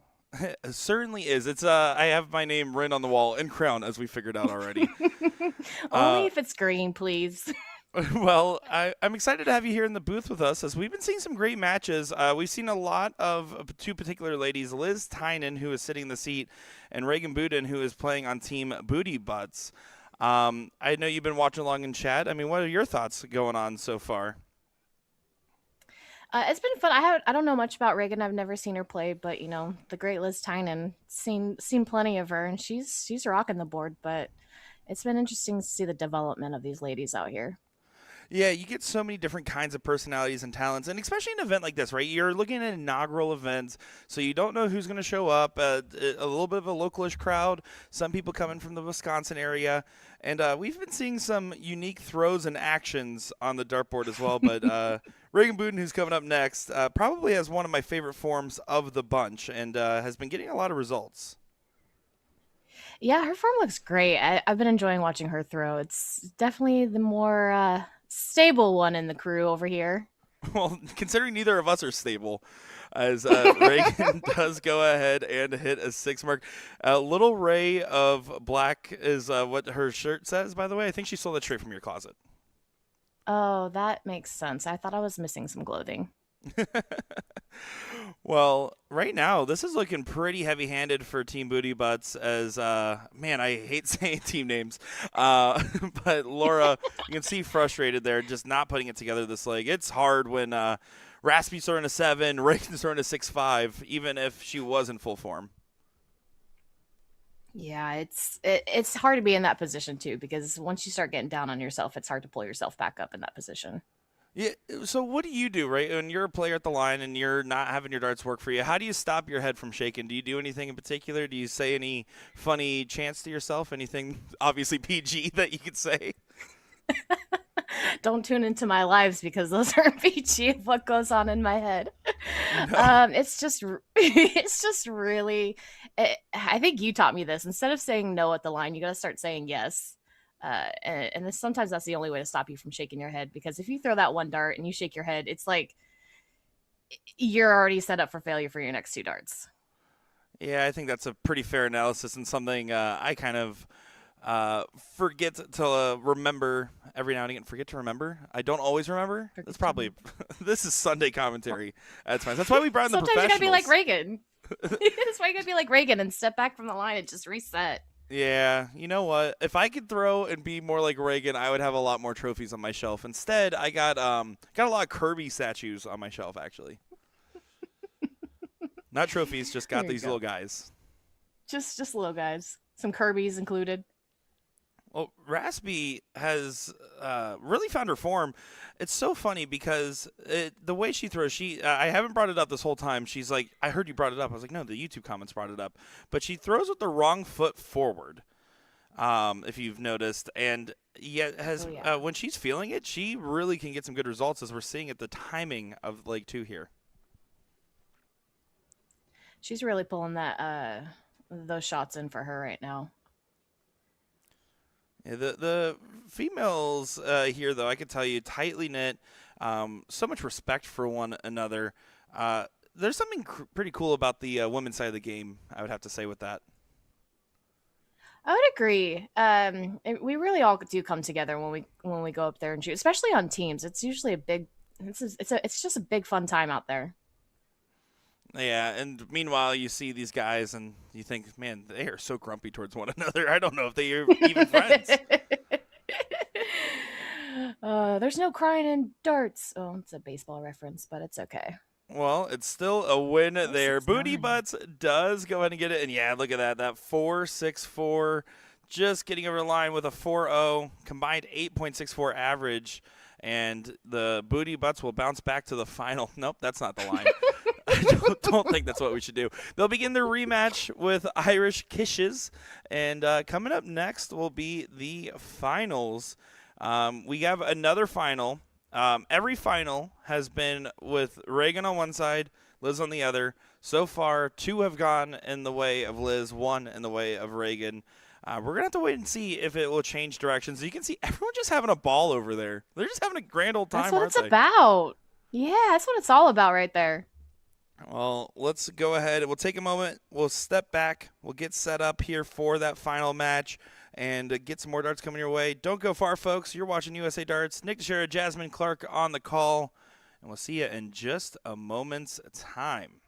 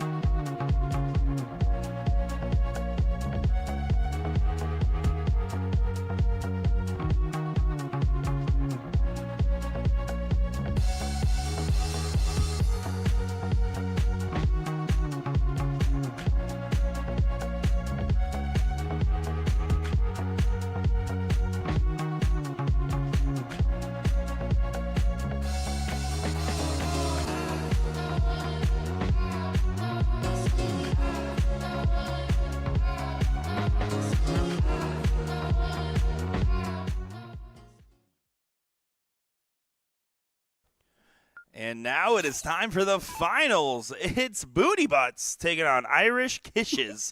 And this is the All-In Classic in Aurora, Illinois, brought to you by Prairie State Gaming. We're over here at the Hollywood Hotel and Casino, the finals of Level 1. It's another Reagan versus Liz affair.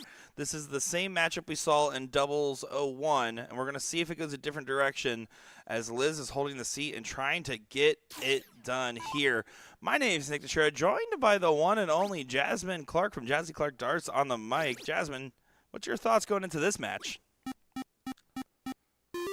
Honestly? No, I want you to lie to me. You want my PR answer or my honest answer? I want your honest No, answer. I'm excited for this one. I'm excited for this one. I'm excited to see. I mean, we're already starting off pretty good, so I'm excited to see who plays aggressive and who, just points it up. We'll see. We will see indeed. It should be a good showing for all intents and purposes. Is that how you use that though? Intents and purpose? Yeah, right? No? Maybe? A good. I don't know. That felt in a weird spot right there. A good Listen. showing. Let's get Sunday commentary rules established. It's not good. It won't get better, and this is it. So here we Is that go. why I'm here? Yes, we figured the bar could go lower, and we're like, all right, put her in. Oh, okay. Now Liz There you go, Tynan, Liz. the woman of the tournament, and really has been doing quite well. Again, only losing out in triples in the last set to the other best. I would like to imagine a time like imagine where Liz and Reagan played together. There would just have been nobody that could keep up, and that's not a discredit to Raspy or Kelly.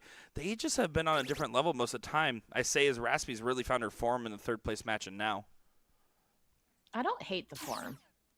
Some people probably are just like, I don't understand it, but I don't hate it. It feels very athletic posture wise. See, as a fellow athlete, I understand what you're saying there. I can, I can relate so well. Well, this is just the best of So three well. in this final that we're going to be looking at. So it is going to be pretty quick, all intents and purposes. I don't expect, like the seat match we saw earlier, that a roundout's going to come into play. It's going to be down to momentum, swings, and timing. And timing really is everything in a matchup like this.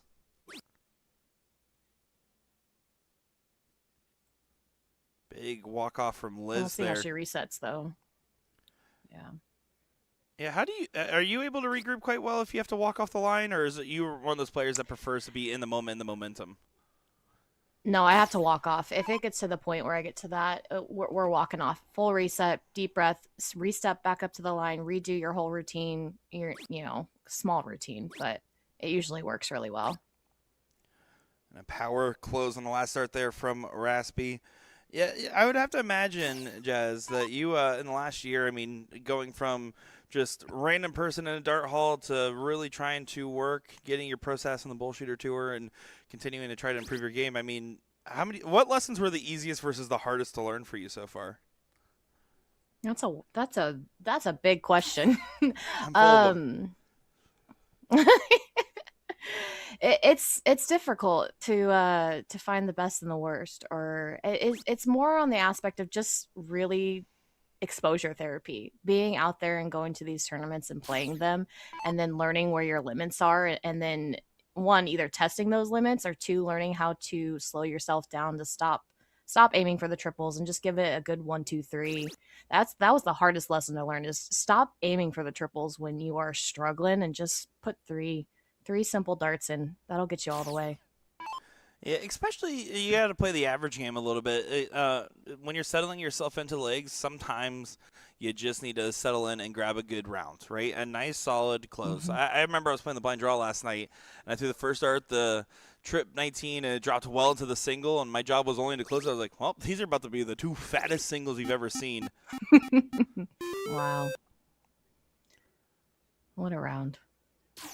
Yeah, Raspy playing some tough darts so far. Playing the best on the board and really challenging, because right now Liz at a 2-5. You can't expect her to stay in that gear for long.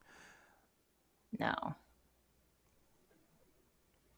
When you see a top shot like that, excuse me, Liz at a 3-5. Reagan's at a 2-5. I read it backwards. But when you see a top shot kind of a gear or two below where you normally expect, I mean, it's easy to overamp yourself and say, I got to pounce right now, and accidentally psych yourself out, isn't it? Oh my gosh, yes, absolutely. Because they're right behind you. They're on they're on your heels at that point. So you got to stay cool, calm, and collected. Ooh, Yeah, Liz That's a rough annoyed at deflection. those darts. Raspy, she is all smiles right now. She is feeling good. And she matched the shoes to the shirt, which has to mean something. is it more than 10% at that No. point? Because 10% better? No, okay. No. So Mike Maloney just matching is just. Mike Maloney only owns like 1 or 2 pairs of Hey Dudes, and they all look the same.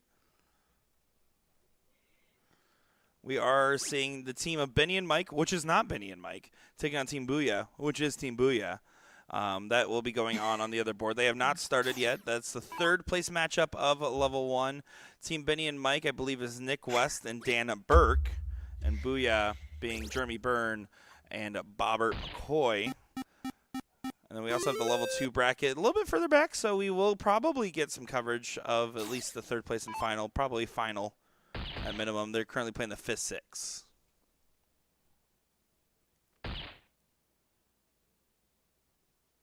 You know, I got my mics turned around again. This wouldn't be the first time that happened. I meant Mike Porterfield. Mike Porterfield's the one that matches everything. His shoes, his That shirt makes to more his sense. hat. Wrong mic. Yeah. Yeah. Wouldn't be the first time I got those two mixed around. I'm sure they love being confused for one another. I'm sure they were really happy about that. As there you go, Raspy plays a great There. league of darts.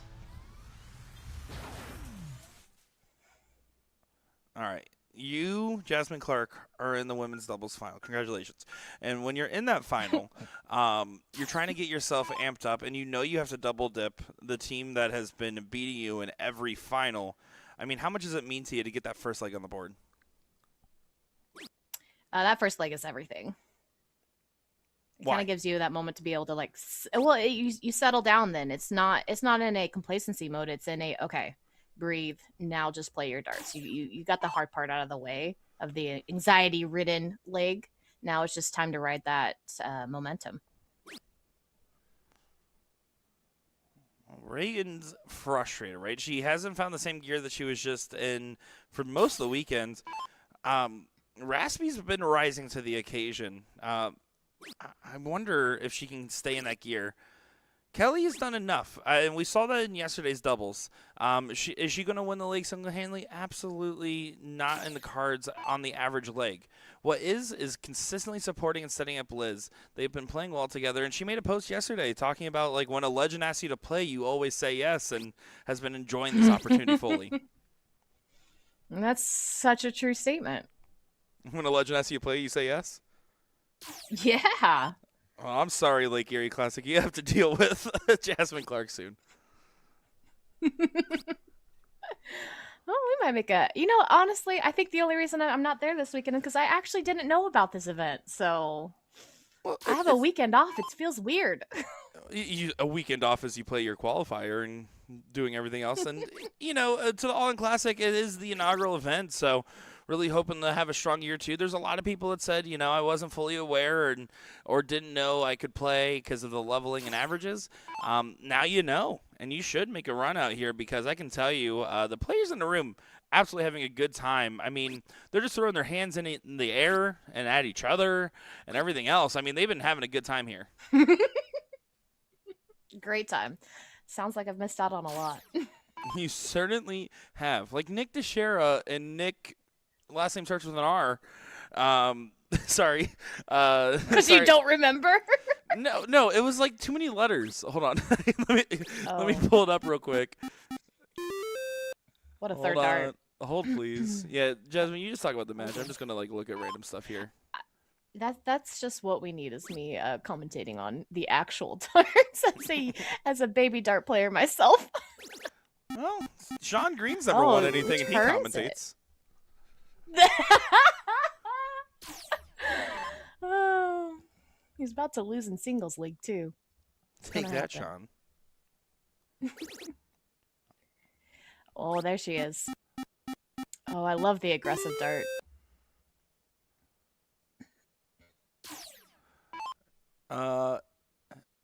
Oh, wait, no, I just had it pulled up. It just disappeared. Rednor. Nick Rednor. Yeah, there was there's a Kelly? U in there. That didn't make sense. Oh, That's why I didn't remember his all name. right. Kelly's like me. She really likes those doubles. Hey, we talk about it. Players that when they're missing, that typically have a good form, will miss more vertically than horizontally, right? Right now, that's Mhm. working in her favor, and a good rally overall. Liz has to get a new number established, 18s or 17s. Really needs 5 marks to at least get the bare minimum of a point lead, and that's drilled in the heart. How about another? And the Tyrant Tynan finds a 9. Yeah. Beautiful darts. You just almost always expect her to find a 9 at every moment. I think Oh, she's. Go ahead. yes. Yes, no, after you. This is the ladies' first kind of stream, all right? This isn't no I'm Will just- I'm Stewart just enjoying- run broadcast. This is a women's forward production that we're doing here. I just love Liz when she goes back there and she's just grinning ear from ear. You know that those felt really good, and she's just ready to keep rolling on that note. Yeah. Oh, exactly. Exactly. You can see no doubts in her mind. And that's so funny, right? Like, I mean, you look at like what the experience actually makes, and darts is actually one of the sports where you can be a year one breakout and upset people that and break the status quo. But the difference is the experience of being able to hold your resolve and being able to follow the big turns, right? It's not the ability. You can be someone that picks up a dart tomorrow and find your first 180 in the same day. The difference is the ability to handle results and pressure as Liz continues to fire away. She has hit 5 Oh triples my in a row and a bull. Go on. Go on. Okay, now let's reevaluate the game state. You had a really solid first leg for Booty Butts. Love team names.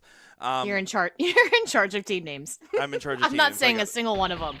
Can you just say the team names one time? I need to make a clip real quick. But now Liz really rallies in this leg. Kelly does a great job in the supporting role. I mean, really doing everything asked of her. And this is going to feel a little sketchy going into this cork. This cork in the start of the last leg is going to mean everything to Booty Butts in particular.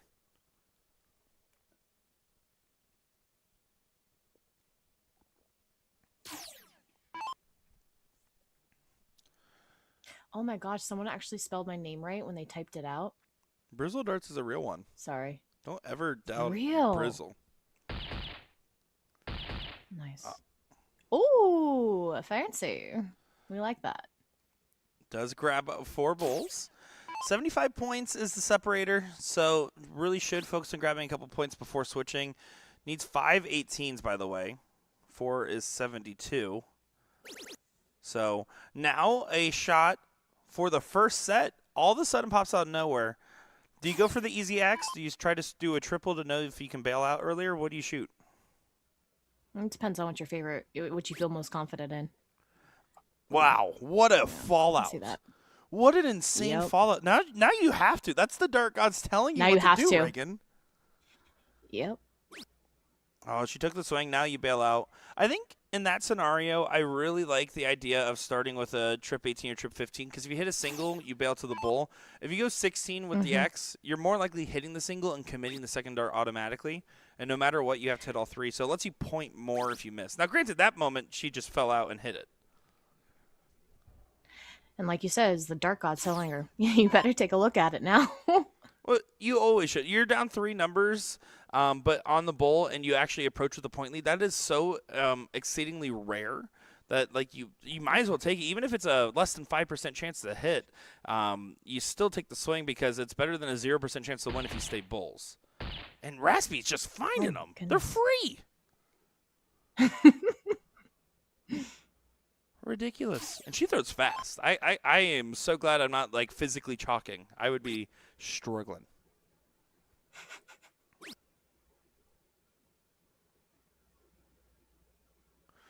Okay.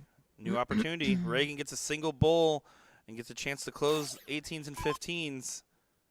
You have to swing it if you find the first dart at the bull. If not, you stay.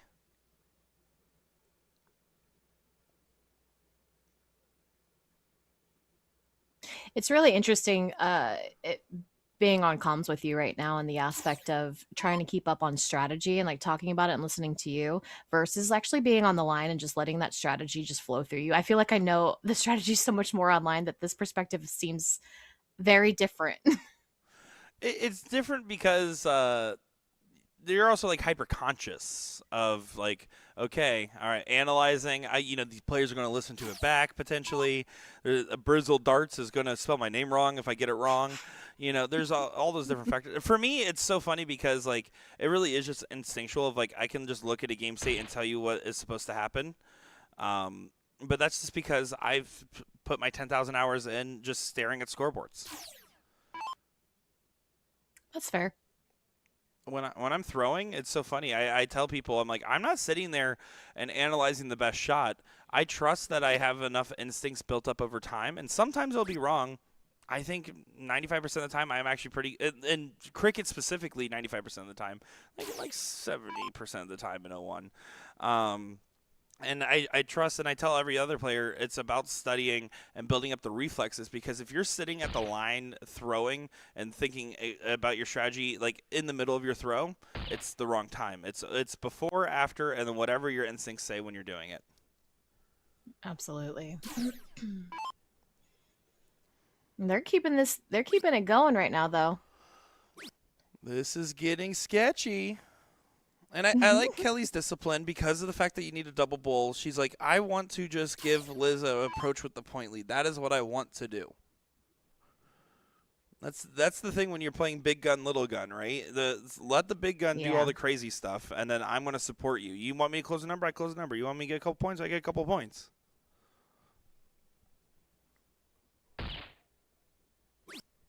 Oh, she does take the swing. I do like it. I mean, Raspy's been playing some good darts. I don't mind it. It wasn't a bad dart either. The problem is Liz Tynan gets 2 darts at the bowl, even if she just hit a single.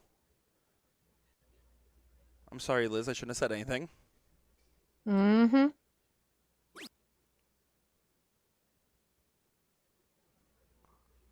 It's all your fault. How nervous are you in this moment if you're one of these players? Any of them?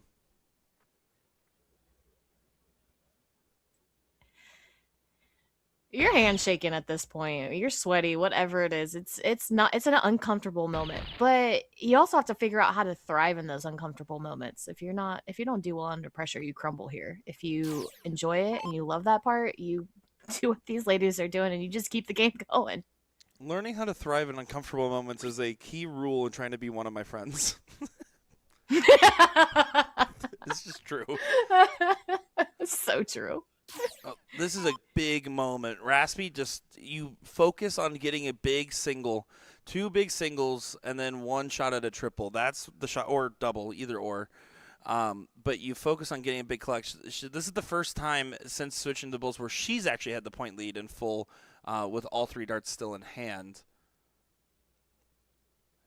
You still stay. And now you go back to Bull. And that's the problem, right? You get 1 big swing, it doesn't convert, and now Liz only needs a single for 2 shots at the Bull if she so chooses. It's hard because you have to figure out, do I want to go for the first dart that's going to make me feel comfortable? Or do I just try and end the game right here under that pressure? Well, Liz is just going to shrug her shoulders. That's what she's going to do. She's going to say, I'm Liz Tynan, and I hit the winning shot. All right, now it's down to the all-important cork, and I really do think this cork is going to be pretty definitive because so far these teams have actually been pretty well matched, especially with Raspy really finding a great gear in this final and doing some good darts.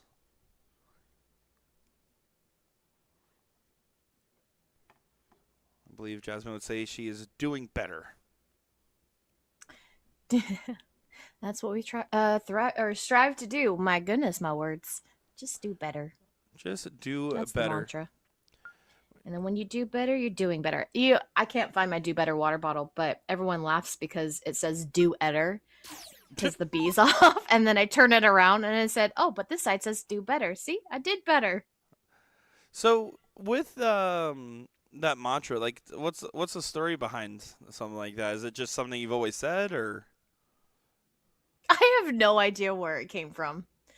And then it just stuck and I shoved it in everyone's face. And it became a whole personality trait, I think. To the point where I asked my mom to make some vinyl stickers for it. And the rest is history as we are off to the races. Liz taking the swing and doesn't quite get the 20 on the last dart. Liz Tynan in this event today has been averaging a 3.44. Jennifer Butts getting a 2.97. That's Raspy, by the way. And then Reagan sitting at third highest average, 2.95. Doing quite well. Kelly Kish struggling today. She is actually the third lowest average in the bunch at a 1.91 on the day. Not getting in her full gear. But again, her job isn't to be the one that's dominating the leg. Her job is to be the one supporting when it's needed. Yeah, that's a very important role too. Sometimes you just got to sit there and just be able to support your partner in the things that they need, and just throw a few good darts sometimes is all it takes. I've seen some 1-7, some 1-9 averages allow their partner to win the game because they just did the one thing they needed to do. And that's what shot selection and communication with your partner really matters. It's about being smart in your usage of the darts, not necessarily having to hit everything at the right times. Because I've met 4-0s that have shot the dumbest shots of all time. And they might as well have shot a 2-0 because where they were shooting just didn't change the game state. And then I see a 2-0 that's shooting every 2-mark close. That is shooting every time they need 2 marks to get the points ahead. And that's what they're hitting. And those players, I'm so annoyed going against them. I'm like, stop being so dang consistent. Can I admit something to you, Jasmine? Live on air. I don't know. Oh, I don't go think for I've it. ever I don't think I've ever used the word dang more than working with Will Stewart. Really has added that to my vernacular. Is that such a? I'm sorry. Is that such a bad thing? Of all things that you could pick up from Will Stewart, that's the one you have to admit online. Yeah. Well, I also have at times adopted his Kansas thing where they don't say, "Can you grab that thing over there? Can you grab that specific object?" No, they go, "Can you get that deal over there?" That deal. You know, I was over there, I was fiddling with that deal, and then I got it done. Like deal is just a word for literally anything. If you look up in the dictionary, if you look up the word deal, actually the first descriptor of it just says any noun. Any noun. Ridiculous. Oh, that's Will Stewart for you. That is true. Hey, that's your friend. And mine. Yeah, here we go. We're all in the loony bin together. It's fine. Speaking of Looney Bin, Booyah up 2-0 over Benny and Mike. I accidentally called Benny and Mike the wrong team. That's actually Aiden Cromwell and Eric Bobzine. I thought that was team Nick West and Dan Burke. That was actually Nick West and Dan Burke were actually team Leonard Gates. And Benny and Mike in the fourth place match, team Benny and Mike beat Leonard Gates 3-1. I hate it here. So many. I hate it here. The script just writes itself, folks. It Somehow our does. viewership's been going up since you joined the stream, Jasmine, and so I have to say I appreciate you carrying the broadcast. Listen, the welfare check turned into just pulling you out of the mental health crisis you were about to spiral into. Listen, you have to be more careful about how you word that. Our audience hasn't been known to love welfare checks. Checking on my welfare is actually what they would prefer you to say. As Liz pushed Oh over to my the gosh. 16s, does find a 3 in the bed, trying to save the leg, but Booty Butts is bouncing around and hitting everything they're aiming at.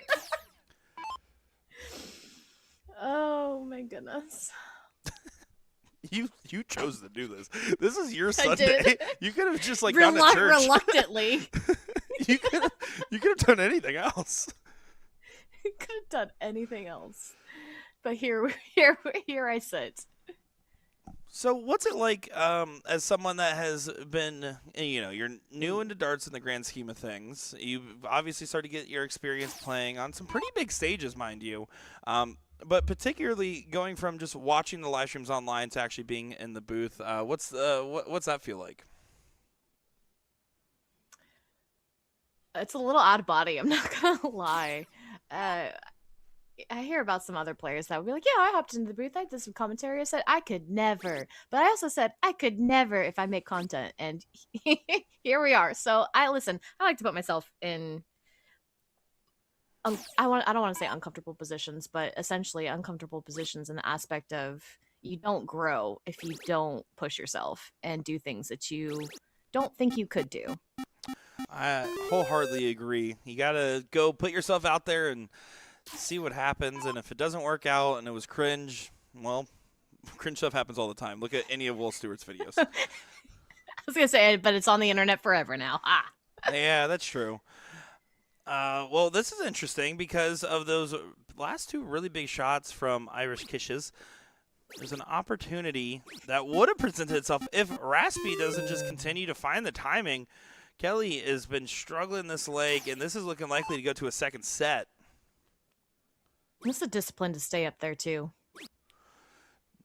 Nikki Jean Hinshaw in the chat says Reagan is such a good shot. Love seeing her have success. Wholeheartedly agree. Also, there was someone else in chat earlier with the name Nikki Jean, but no Hinshaw. Do you have an alt account, or is there just two Nikki Jeans now?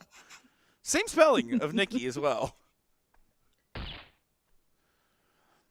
Yeah, we talk about it with Reagan Boone and J. Rod Henry. Is these really talented players that are in this Rockford area. I get annoyed going to blind draws and they're there. I'm like, all right, well, if I don't get you, I'm losing. Got it. But you see these players, but they don't really travel, right? They don't hit the circuit. They don't really go out of state other than going up across the border to Wisconsin. And there's so many pockets like that across the U.S. where there's these really big shots that just don't hit it, so people aren't aware fully of like their capabilities. Yeah, and it's I mean, at our blind draw last night, down here in Florida, we were actually talking about J Rod and how impressed we are with his darts, his performances, and how we actually wish we could see him play out there more. Yeah, exactly. It's funny. Like you see, as a story of another player that was top level regional talent that finally hit her breakout and decided to start traveling. Suzanne Young is a perfect example of that. Yes, absolutely. And she's just been so much fun to watch. Just lighting it up through and through. Suzanne Young is Gordon Dixon's favorite dart player of all time. So there's no way. Did they do it stop again? Meeting like this. Did they do it again? They just got to stop meeting like this.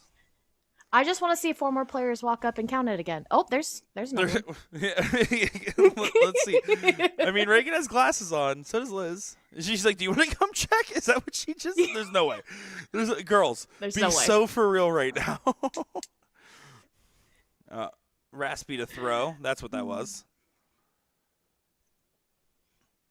Last time she found double bowl, that one kind of floated in the air. You can see she kind of short-armed it. Speaking of short arms, J-Rod. That's the whole joke.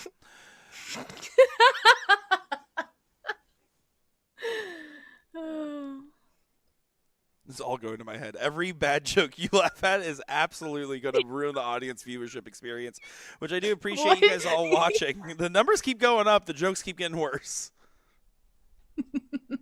Well, what is it you always say after I laugh at one of them? Thank you. I should, yeah. Is it just thank you? I don't.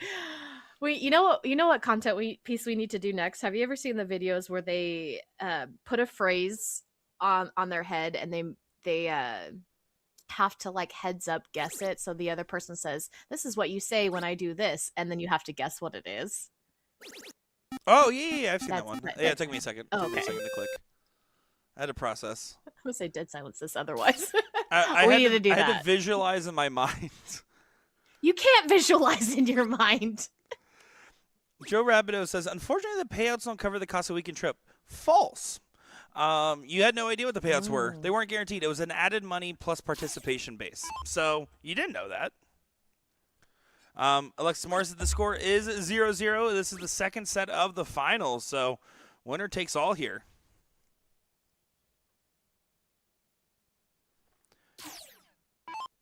I'll tell players time and time again, especially when you're, okay, if you're out of state and you're flying in somewhere, knowing the payout information is a very important piece to the puzzle, right? Because, for instance, I chose to play in DPFL. I looked at the payouts and realized, okay, frankly, I only had to win one event to justify it, let alone if I won multiple. So that was always like a big deciding factor, right? But if you're within, I would argue 4 or 5 hours, you have a couple of friends, especially if you want to support events to get off the ground. I really argue time and time again, players need to go support good events. In-person events are not dying, but bad in-person events are. And if you have a tournament you've always wanted to check out and you put it off, go and support it. For instance, Shark Tank's one of those tournaments I'm going to be at, and you're going to be at as well, Jasmine. Let's go. And I want to go out there and support it because I heard it's a great event, and I want to support great events. So I'm deciding to go out there and do it. And I think that all these players that justify, well, maybe I'll do it next year. You don't know. You just don't know. Ooh, I love when Alex chimes in. Let's see. Do It's you want me always to do got my some- Alex Spellman voice? Yes. Yes. Hey, the women's game in steel has some work to do. Oh man. Okay, let me actually read his comment now. Yeah. Hi guys, welcome back. This is another one of my comments. The women's game in steel has some work to do. The opportunities in the soft tip game, like the CSE, ESPN Invitational, etc., are giving them the right to push and opportunities to showcase themselves and push themselves to improve. Hard agree. There's not many like women's series like opportunities here in the States.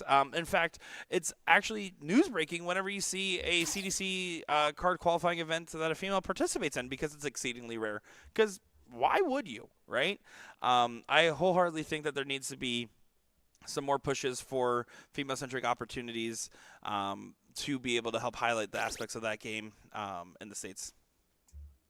I want to know how much of that push comes from women actually showing up and showing out, because too often do I hear, "Oh, we're not going to this event because of this. We're boycotting this because of this." And at some point, if we're not showing up and showing out, it's not going to change. Exactly. I think that there's too much I'm not going to this event for this reason versus I'm supporting this event. Whenever there's something that upsets you in the dart world, dissenting opinions, it's not that they don't matter, but dissenting opinions without the fix doesn't help, right? You can say, I don't like that Bullshooter took away women's doubles, which is a way to phrase it that I don't think is fair, but you can say it like that, right? I don't like that Bullshooter took away women's doubles. I feel like if doubles was this format, women's would have had a higher participation. Now you're giving an answer versus just saying you didn't like something. I don't want to go to this tournament because they don't have this thing going on. Instead, I'm going to go to this tournament because they have that thing going on. Like, I think framing matters, and it's not that all women have to be homogenous. I think that instead, there just needs to be a little bit more of a like baseline of like support and rallying, because the female game, you see on the line. I know I'm a man continuing to talk over a woman about women. I realize the irony of what's happening right now. But you look at, I'll send it over in a second. I swear. Let me get off my pedestal in a second. But you see, like right here, in all these matches, the women have been so supportive of one another. They've all been sitting and watching each other around the room. Nikki Hinshaw is a perfect example of a player that goes and sits and watches the other females because they're still in the bracket, right? Why don't we see that same level of like working together online to really rally behind true meaningful movements and true meaningful changes and growth in women's starts? That's my take. I'm trying to figure out if Alex says that sounds like Will when you did your impression. Oh, 100%. Yeah. I do love that DPFL had that change, or had the payouts were equal for the men's and the women's, and I think that's really really awesome. Yeah, I'd love to see it. There's a couple of events that do true. I want to say, is it Charlotte that also does equal payouts in steel tip side for men's and women's? I think that's a big incentivizer. But again, it only continues if women say, okay, this event is actually putting an active effort, so we're going to support it. And this is true also for instance, like if in a leveled play system, if a bunch of lower level averages don't show up, then there's no incentive to continue a leveled play system, right? It works. It's not just a gender thing. This is true about any dart player on any issue ever. Turns out if you work together, meaningful changes can happen. Absolutely. Nikki, top 4 WDF doubles paid out $50 and Pizza Hut. They just didn't put that in the fine print. And Pizza Hut. Well, big moment here. Liz Tynan wants a first start trip, gets her options to grab that 18. Here's the swing. Big single. And it does go. And again, a difference maker of a savvy veteran is being able to collect on that last big single, one of the hardest starts to hit sometimes. Hardest starts, yep.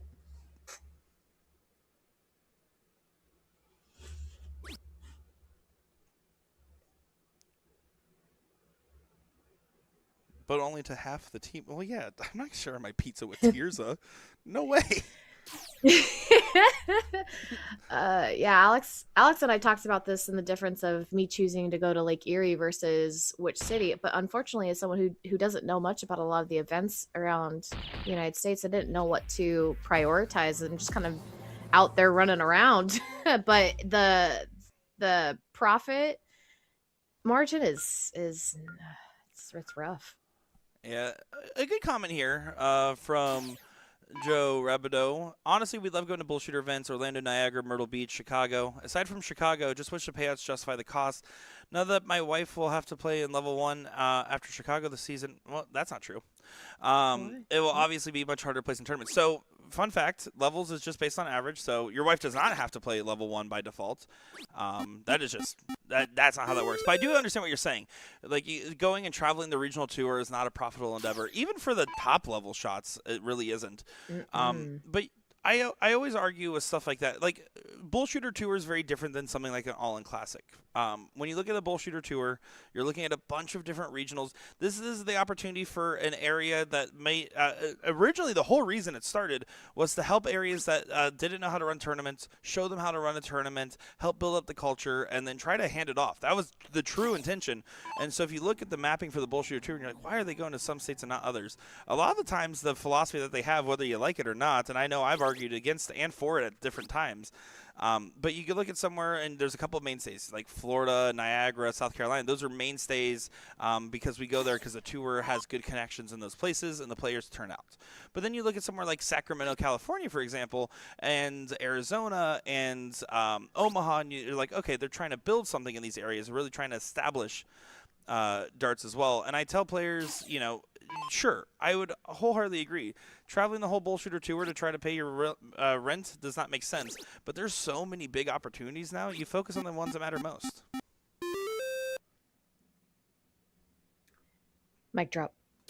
That's it. That's it. Give Nick some passion and he wakes up. Honestly, this is so nice having another person to talk to. This is wonderful.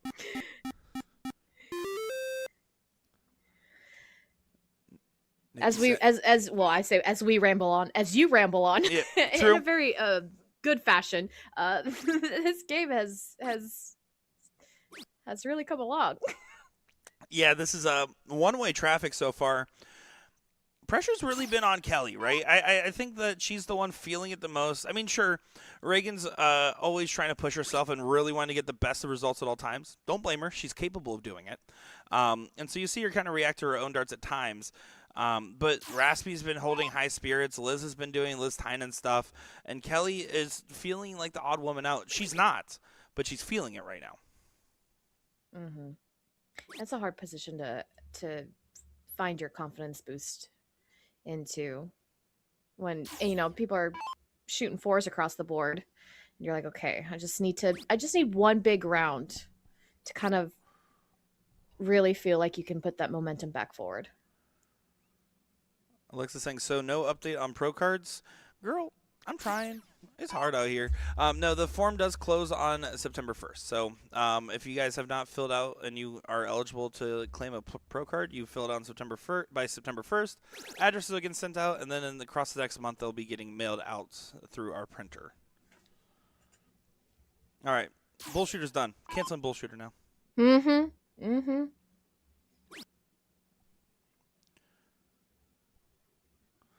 So, another important question, Jasmine. Do you disassociate as much as when we talk in person and I ramble versus when it's commentary and I'm rambling?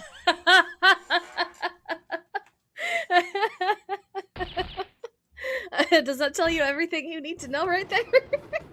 How about that checkout? Reagan does go ahead and take it. We're going to another last lane decider. Some good stuff indeed. Some support between the partners on there, not in the commentary booth, but on the board is what we're seeing. This is an important quirk, and they don't want to tie on the outside again. 3 ties in a row? It was a lot of ties. That was a lot of ties. A lot of counting, too. It certainly is. Oh, center hole. You got to pull Oh. it. You got to pull it. That's a center hole. Yeah, listen, please. Hello? Pull it. Whoa. Now, this would be a cool tie. Yeah, this would be a. Imagine. I wanted to see it. Didn't we all?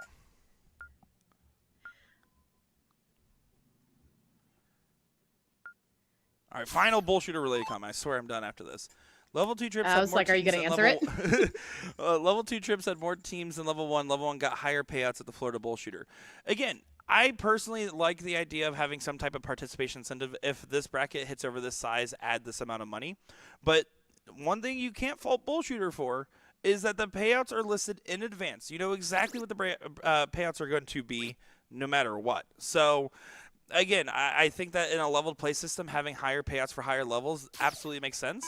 I also think that brackets with large sizes should be rewarded. Neither here nor there as far as that, because at the end of the day, at least with a bullshooter, they do say exactly what you're getting paid out, and if you like the sound of it or don't, that's the decision that should be made. All right, I swear I'm done. Jasmine, tell us what you expect to see in this last leg decider. I was just gonna say another mic drop from you. I don't know. I feel like it's gonna go either way. I feel like everyone's really finding their groove right now with a 9 mark. Quick, do your 9-mark catchphrase. No, That's a banger. I don't even have a. catchphrase. No, I don't even have a true darts nickname. It's just my name. Jazzy Clark Darts. Jazzy Fresh. Jazzalaza Ding Dong. Nope. It's just no. Nick's friend. It's okay. My mom's now being referred to as Jazzy's mom. We've got the dom dom. Your poor dad. My dad's embraced it at this point. He's like, I used to walk into a room and people knew who I was. Now they just know who I'm related to. So Yep. Well, it's my mom now. let's talk the storyline, because that Bass of 9 really makes this so interesting. Reagan finally gets a win over Liz in a triples format. Lost in doubles, Reagan and Raspy over Kelly and Liz. And in the last moment, in the final leg, they're putting on their best stuff, and that somehow wasn't a triple 16. They're almost 200 points ahead. They have 2 houses, and this is just about over, you have to think. I don't know. Anything can happen. Anything can happen, but Reagan is now sitting back and saying, I'm just going to hit 3 big singles. Mm-hmm. A little ray of pitch black does find the trip 17. And in the 16, this is just about set and over. Every title has for first and second place has either gone to Liz or Reagan, swapping back and forth. This would actually make them even on the weekends, with Liz getting the singles title, Liz getting the doubles 01, Reagan and just about to get the crickets, and then Reagan getting the mixed triples. I mean, it's showing that these are the best ladies in the room, and we've been saying that. But right now, the best player in this match throughout the entirety of it really has been Raspy. Like I said, she really did find her rhythm in this game. Oh my goodness. She's just mean. She's a mean woman. And that's something that I've had to learn how to try and do, is play mean darts when I play against other women. I'll play mean darts against men all the time, but when it comes to women, I feel like a gentleman's game is in order, and I gotta stop doing that. I understand that you're a ladies' man, but these ladies are not messing around, man. No, they're not. She's pointing, but it's 200 points ahead. The overkill rule in effect. 2 bulls away, and a little bit of whiplash for Irish Kishes. They're going to be kishing this run goodbye, and Booty bouncing with the trophies in their arms. Really clapping cheeks here. Crush. Nope. Rush. No. I say you were crushing those kisses. There you go. I was trying hard. 2 bulls needed for the win, for the title. and gets it done. What a performance. Raspy just playing some amazing darts. Some good stuff, and you can see the love going on. I know Kelly's not going to be too happy. She didn't find her best starts, but a first place and a second place, not going to be bad for their 2 doubles runs. These are the teams, right? These were the 2 teams trading wins nonstop. What an incredible performance. Good stuff indeed. I love to see it. Yeah, I love to see it. Well, coming up next will be the finals of the level 1 bracket. Are you hanging out? You gotta go? What are you doing? You gotta go. I have a league match with your dad, so. That's true. Well, tell the fans where they can find you, what you do in the dart world, and what's next for Jasmine Clark real quick. Oh my goodness, we've got a lot on the docket. This will be the first announcement to the world, you guys. So Jazzy Clark Darts here. I'm on my way to Shark Tank this next weekend. Not next weekend. It's the first weekend of September. We've got Lake Erie Classic. I'm going to be showing up there. And then we've got some content gig. I'm going to be your photographer for Phoenix Darts POL in Vegas, baby. Catch me on some comms with Porky out there as well. Yeah, love to see it. And where can they find you online if they want to follow along with your journey? We're Jazzy Clark Darts on everything. Facebook, Instagram, TikTok, you name it. I don't post on X or whatever that that is, but I'm still everywhere. Everywhere that matters. LinkedIn, she's there. I'm just popping up. Tumblr, she's there. She's everywhere. No, that's we're going too old age there. Too old age, too millennial. Folks, we'll be back here. We have the finals coming up in just a moment. Everyone say bye, Jasmine. Bye, guys. All right, we'll be back in just a moment here for our finals of level 1, and then we'll have the finals of level 2 right after that. Don't go far, folks. We're here at the All-In Classic in Aurora, Illinois, at the Hollywood Hotel and Casino. We'll see you in just a second.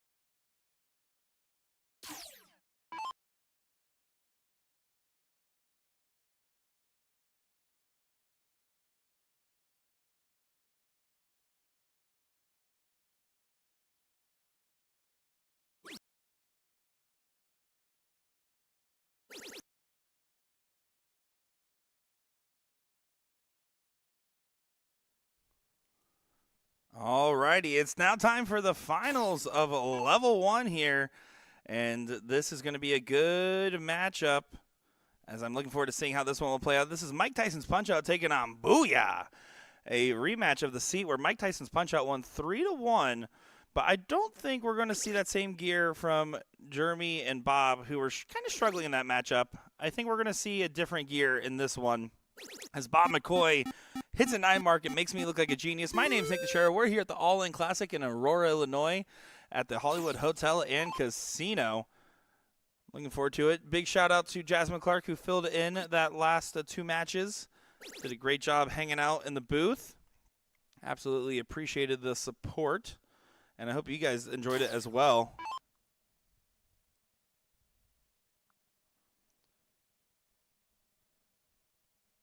Chat, I'm so sorry. I missed 3 rounds because I had to use the restroom. I'm trying my best.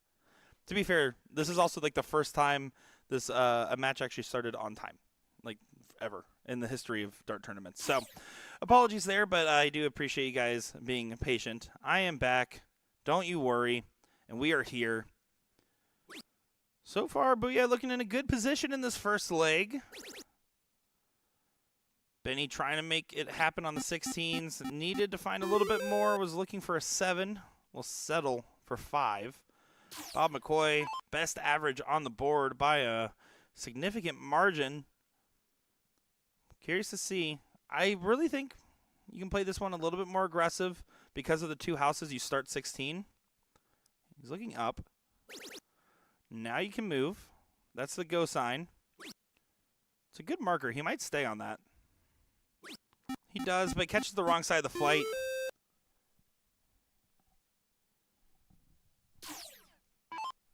After this, we will get the finals of level 2. And we will be done here at the All In Classic. Mike finds 6, but it's a 9-point game. The shot here, single 16 and then some points. I always like shooting the dart you have to hit first.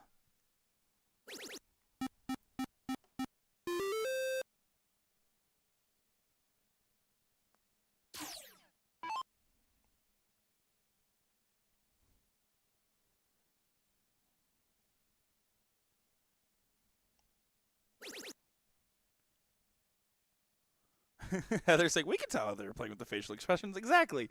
They're practically commentating their own match.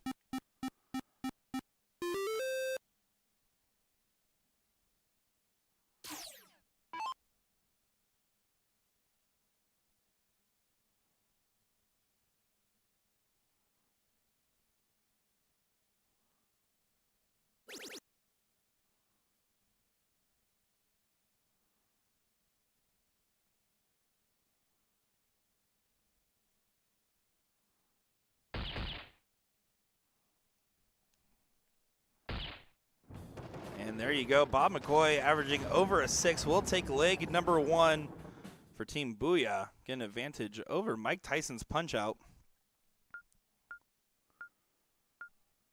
Fun fact, Mike Maloney dips his Tyson chicken nuggets in ranch. It's not that fun of a fact. I just want to know why the dino shape makes it taste better.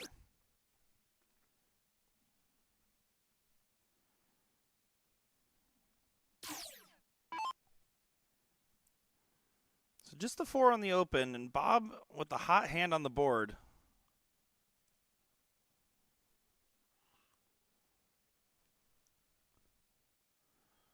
Bob McCoy, funnily enough, I think it was at the Invitational. He was one of the players that put as his fun fact that he's not actually that mean. He just kind of looks like that. Oh, yes, continuing his form. He's staying. Does stay. It was a very inviting dart. Again, you have to think, statistically the best dart, if you were to guarantee a hit, would have been trip 20 as far as disabling an opportunity, because it would have forced a pretty big shot on the other side. That being said, when you have 2 darts low in the bed, a good position and a good angle, the odds of the dart actually going in go up significantly more when you're staying on the same segment. He took advantage of that fact. Benny now needs to find some success. Finds the first and the second. Does he stay? He does. Does it right back. So now pressure on Jeremy. Trying to find 5 on the 19s. There's 3. It's just 4. So a 4 and a 9 plays a 4 and a 9. Mike going to start up. Should stay. He does switch. I'm surprised he switched on dart 2 just because of the marker, but doesn't matter. He does collect on 2 and 3. Exactly what he needed in that turn. 4 marks on the 20 plus a pop on the 19.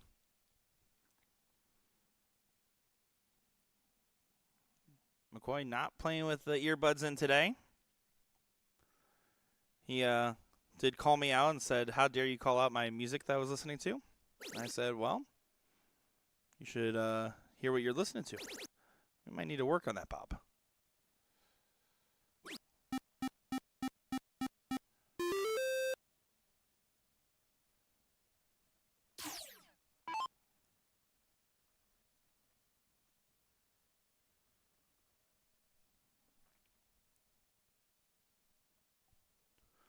But anything about the shot order? Again, I really like 4 of the 20s, 1 of the 18. If you first dart trip, you can swing the 18 dart 2. See, so that's a bad spot. So you might switch. Yeah, you can see he feels like he has to adjust on the 20. If that would be enough of an argument for me to go 18. Tough. It's a good marker. But it's not the best single. And he switched to the double. I actually really like that marker on the 18. Surprised he switched.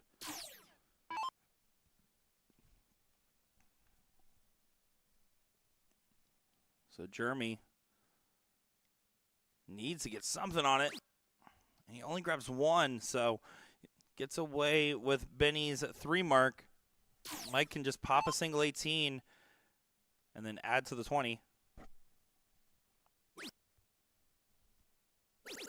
That's probably best case scenario. He missed the first dart, trying to load the 21st.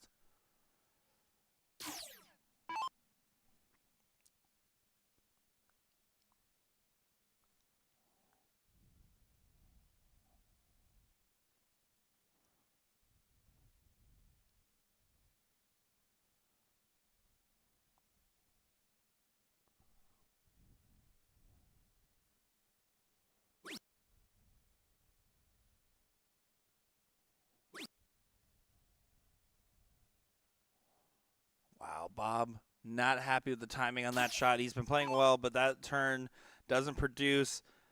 80 points means you can just go ahead and start by contesting the X on the 17s. Move along. When all you need to keep it strong, you just move along, just like we know you would. Awkward first. Don't want to deflect into a miss. Oh, got to make sure you can find the single.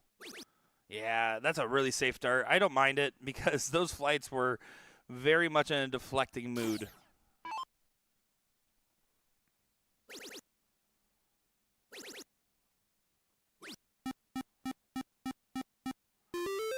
$33 points of difference. The 7 mark from Jeremy helps right the wrongs from earlier, but not enough to dissuade Mike from trying to get both corner pockets done. He's looking for a settler dart on the 20. Wow. Does it enough to make sure first dart trip doesn't get a clean swing. The only debate here for Bob should be 3 in the bed versus 6 16s and a pop at the 17 or 20. I think betting's probably better in this scenario.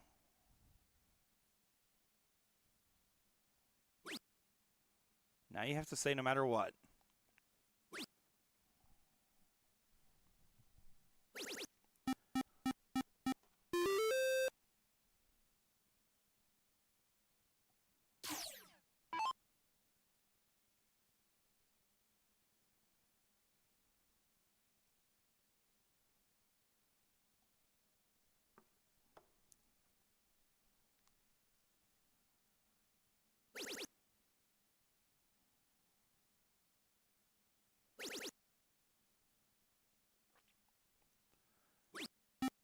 Benny does find 7 on the 20s. Really wanted to collect on the last, but it's a good shot. Again, it keeps the corners in the corners. It doesn't give Jeremy any opportunities to move around other than maybe a grab at the 15. There's the 7 back from Jeremy. Mike went for a settler on the 20 last time.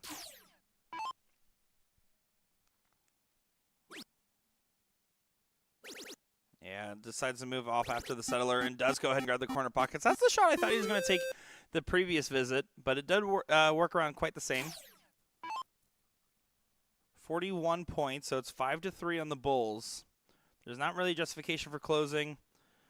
You go for the Bulls and hope that goes single, miss to give your partner an opportunity. 5 Bulls is just a big ask, right? I always say 3 and 4 are almost the same level of difficulty, but the difference between 3 and 4 going up to 5 and 6 is significant. He did go for the swing to try to leave 5-3. It's not a bad shot by any means. It's just really hard to win position without a big favor anyways from your opponent.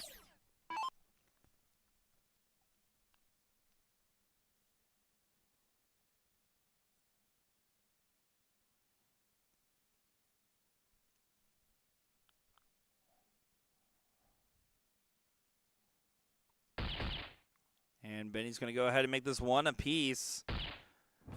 5.57 will be enough from Mr. Dersh.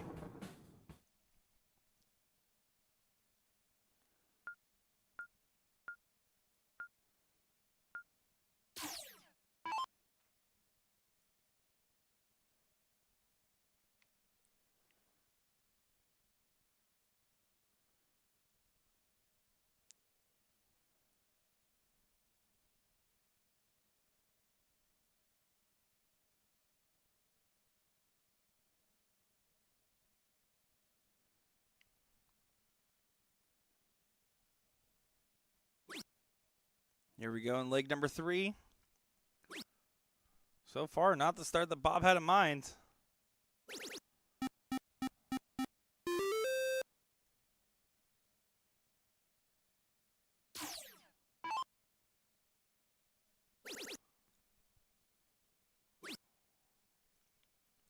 Maloney does stay down. Goes for 7.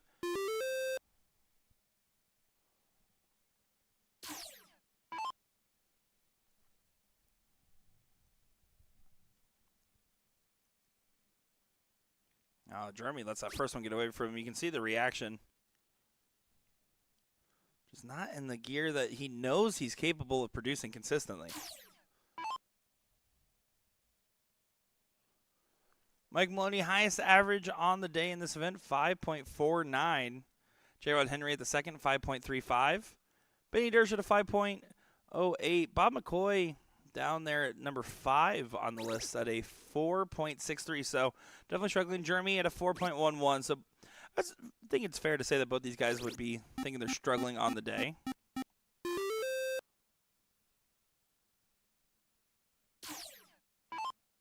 No matter what, they're doing better than Dan Burke.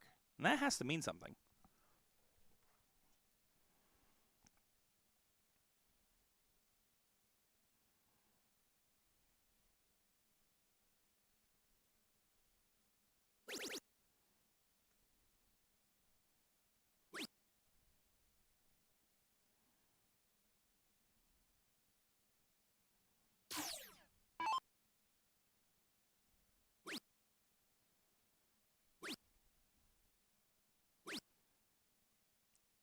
Now trying to set up a position for a break. Again, in this format, breaking is not necessarily indicative of a match advantage position. Doesn't mean you don't want to get those wins earlier on.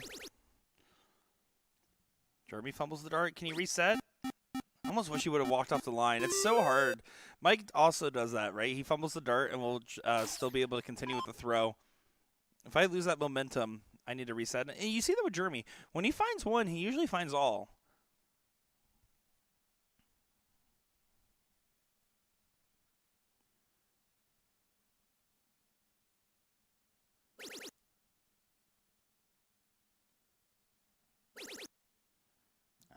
Benny jetting on in, finds a 9. Benny in the knockout punch. I am losing my mind. Bring back Jasmine, chat.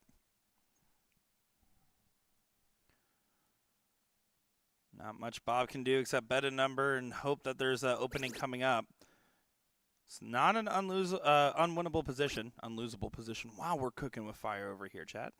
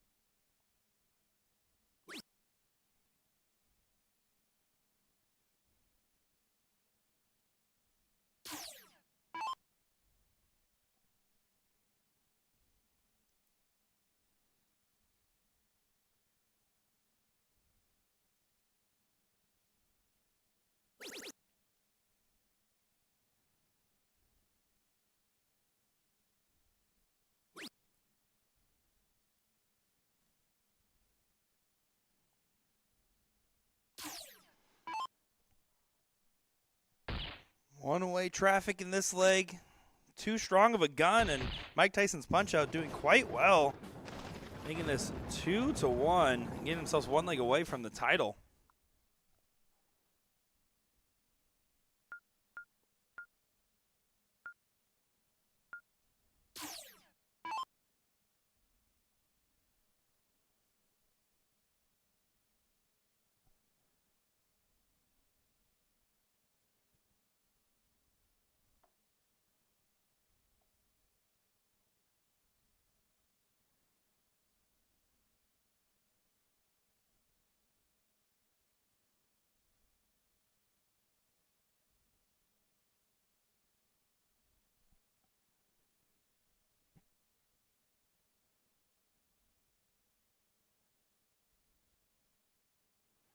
Bob using the full turn timer today. He's been known to be one that's not afraid of hearing that beep before throwing the dart.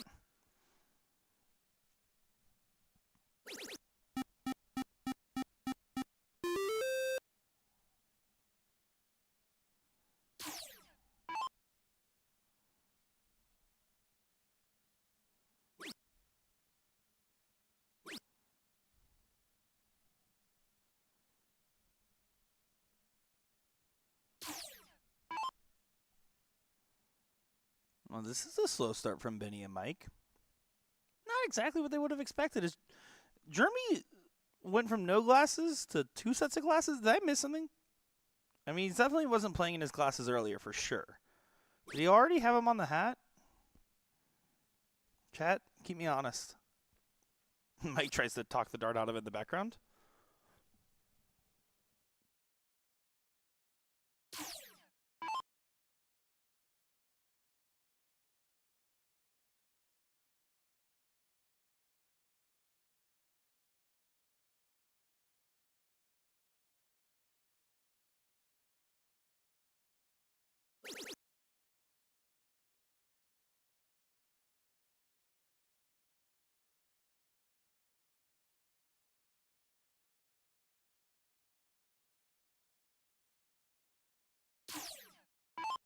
He just ran and grabbed him. That's why Bob stalled. That's, you know what, spot on analysis, Josh Hill. You're hired. Jasmine has been fired.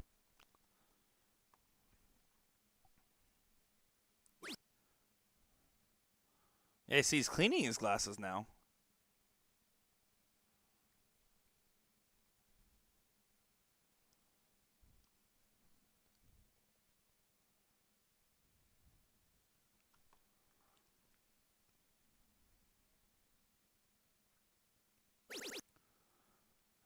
Trip 17. And And then back to the 20s. 3-house advantage, and we're setting up for a last leg decider right now. The timing from Benny and Mike has escaped them this leg.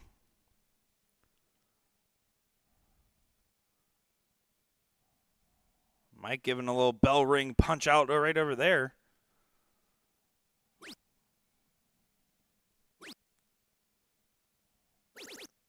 Good last start. Does add 11 points. Don't get too crazy with it. This is one of those turns where I start with some points. If I find a trip on the first start, maybe hit a cover on the 15 for pressure. Jeremy deciding what he wants to do mid-throw. That works. That also works. Good decision, Jeremy. He is now no longer wearing the sunglasses on the hat.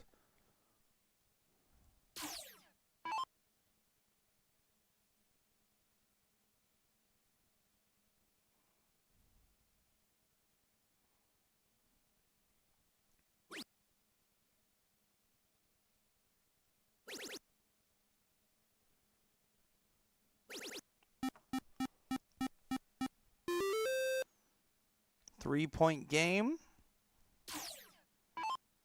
but not enough to dissuade Bob McCoy.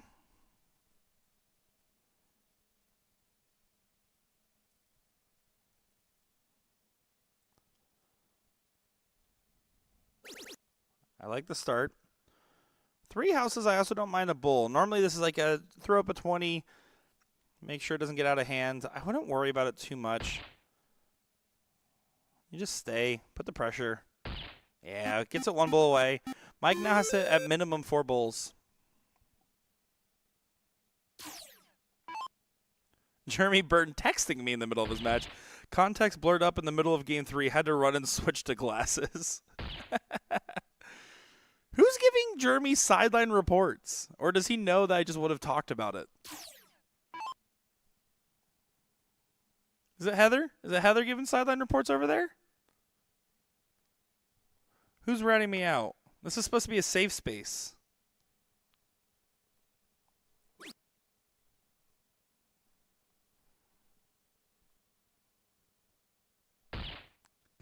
This is who did it, by the way. This is who's guilty. I can tell. She's ratting me out over there. But it's now 2-2.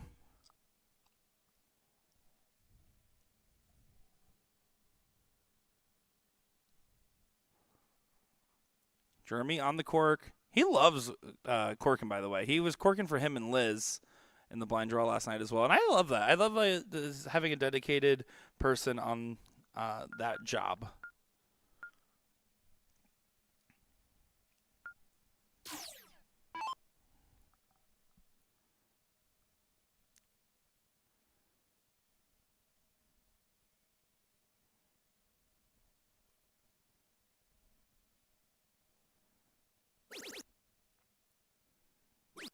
Here we go, last leg. Mike Tyson's Punch-Out trying to get the title here and now.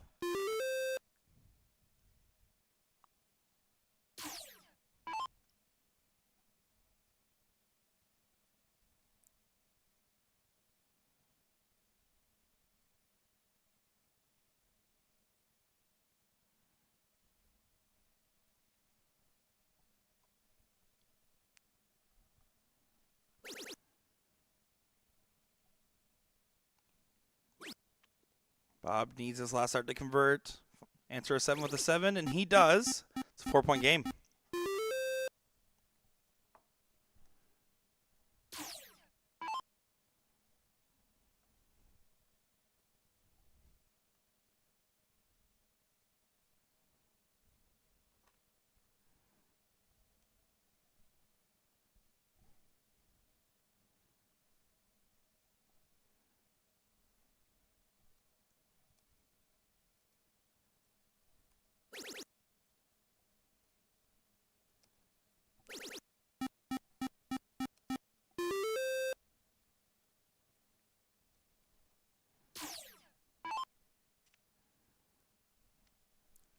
So Jeremy needs to focus on the support shot. You can see clearly now his glasses are on.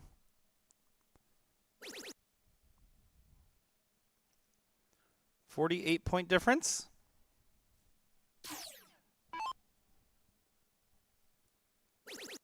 There's the go-ahead. Goes back.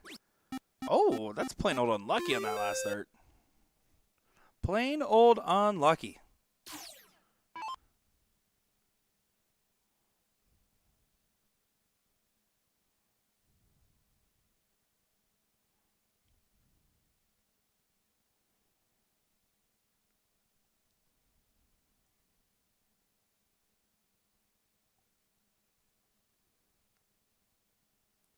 So Bob has to stay on the 19s.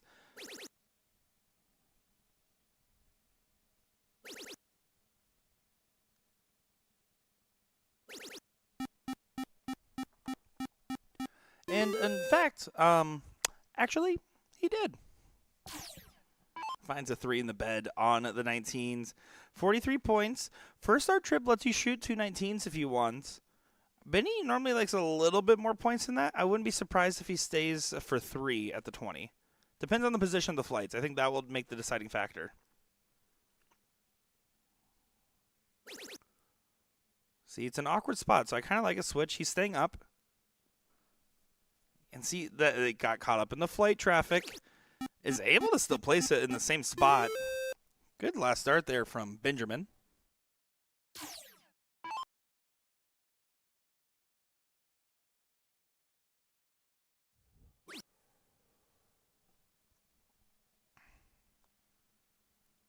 Moving well over. Jeremy, again, not afraid to move across the line.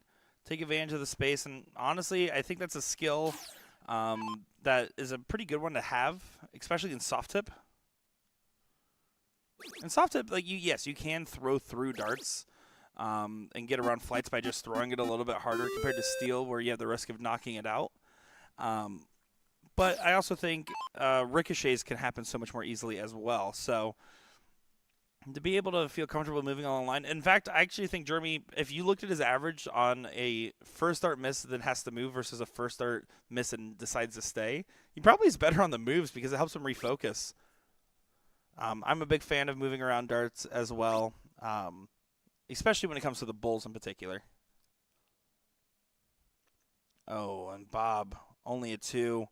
Brings him down to a pedestrian 6-0 average. Jeremy's saying, my bad. He's not having his best game right now. But when you're going up against a 6 and a 6, have a 2 mark, this leaves an opportunity. If Ben hits a 9, it's over. He won't hit a 9. He might hit a 7. He does hit a 7. 3 numbers, 117 points, and just a round or 2 away from victory at this point, it feels like. I think Jeremy is asking for permission to start hitting triples. Bob said, no, we need you to sandbag more. Across the flight.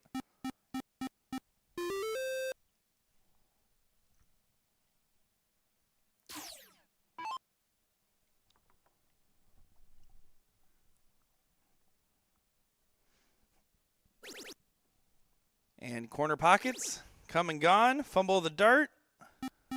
And see, the fumble of the dart, it still drives me crazy that he just can continue to try to throw from that. How dare you only hit a 6 mark? You could have potentially had an 8 mark, Mike. Think about the possibilities, the benefits.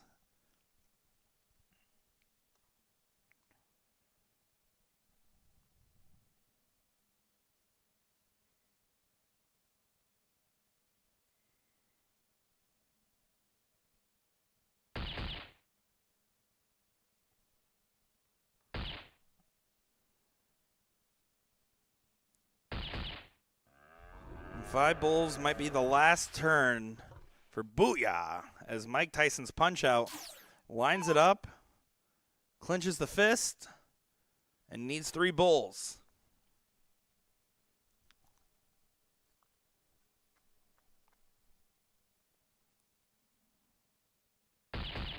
There's 2 of them. Last bull needed, and that will be enough. Does go ahead and get the win. You can see the commiserations as another good win from the team from Friday Night Fight Night. Good run from Booyah. I believe, if I'm not mistaken, it was a last-second pairing, and Bob and Jeremy really found some synergy together. Good on them. Congratulations on a good run. Coming up next will be our last match of the All-In Classic. We're going to be having the Level 2 finals of Impossonators, taking on JJ and Red Dog. Don't go far, folks. We'll be back in just a moment's time.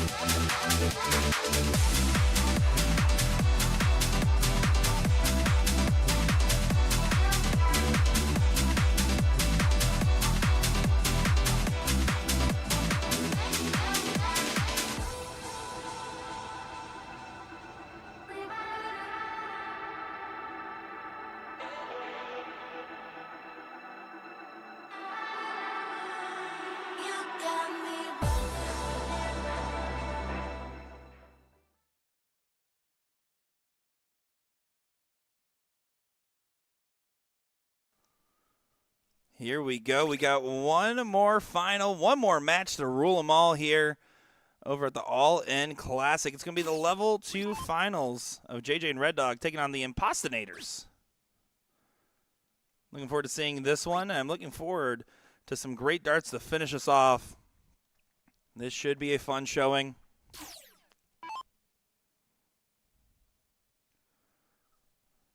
JJ, we've seen go on the run. I believe second place finish in doubles yesterday. Today playing with Red Dog. That is Nick in the background. He was my blind draw partner last night. And I'm glad I could break his curse. He said the thing that you never say to your blind draw partner, which is, man, I've been one out the money the whole weekend. And I was like, that's cursed. You're telling me this while we're still in the bracket. We end up making 5th, 6th, and making a little bit of money. Well, you're not one out the money anymore, sir. I'm happy that I could be the one to inspire you.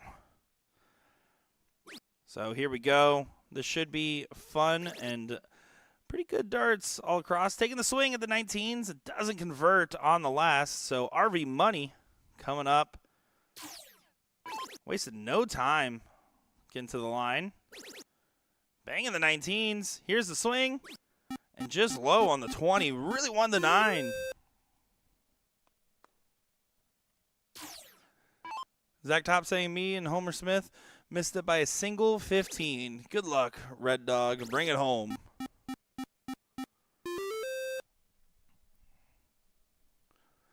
Josh coming up to the line. Needs to try to find a trip on the 19 to get 2 single 20s. Oh, a little hesitation on the dart. Does find it. 2 single 20s is massive in this spot. Does drill it. Last dart got away from him just a little bit on the last.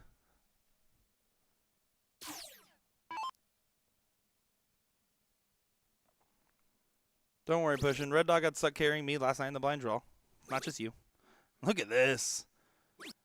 Good find. 10-point game. Pressure is on. That's a clutch shot. RV Money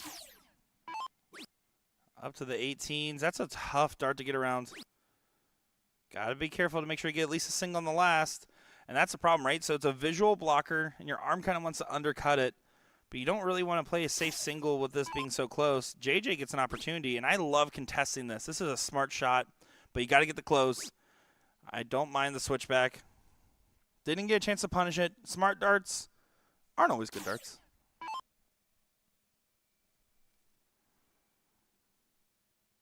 Zach saying, third place, we didn't drive up to come home empty-handed. That was me in my $35 profit in the blind draw.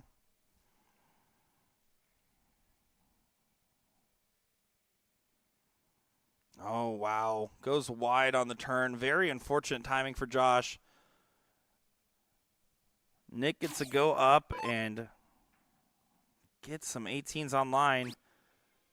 He was in the 18s quite well the other night.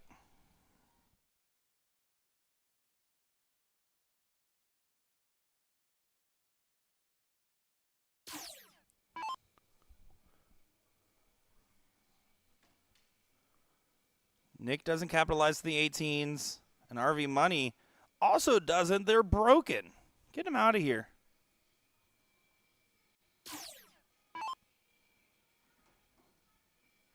Nothing better to put down for my nap than a little nick on the ears. Yeah, that's reasonable. I don't mind, because you guys have to understand, from a content creator's perspective, if you fall asleep with my stream on, my viewer retention's really high. I'm okay with you guys falling asleep to my commentary.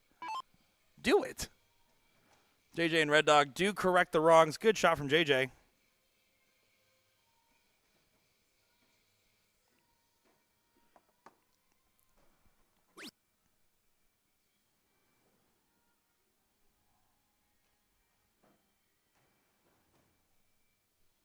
You guys are still around. Last chance. It's buy one, get one at the Booyah booth. If you buy one, you exactly get one.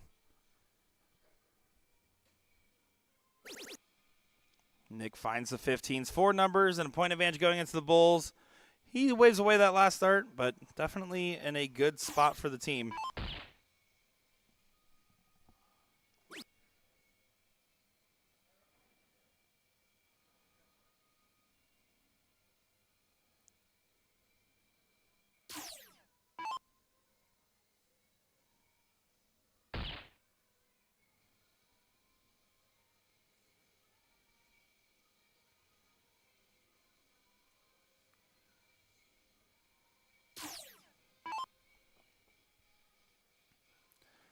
Scott, thank you for the love, sir. Hope you've been doing well, my friends.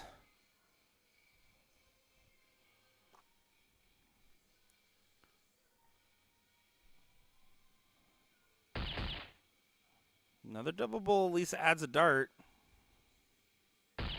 Oh, unlucky.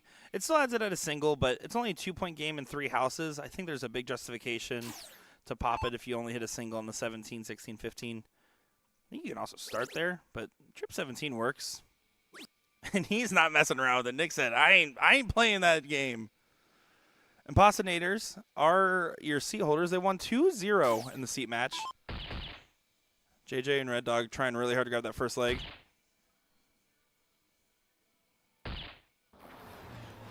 Four bulls from RV Money. Keeps it interesting and showing Nick he was wise to try to grab some more points. That kid was sprinting in the background. That looked like Nick Teixeira versus Ram Guevara Jr. Oh, JJ really wants it. So Josh is in another scenario where he has to stay bulls, hope that the point lead doesn't get regained. Try to leave one clean shot.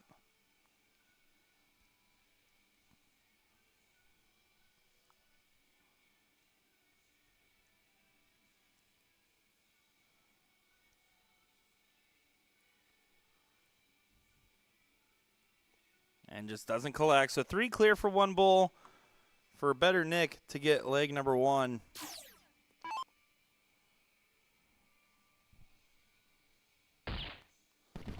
And that will do it for first leg. It is just a best of 3, folks. Loser start format, so Impostonator is going to get the swing here on the next one.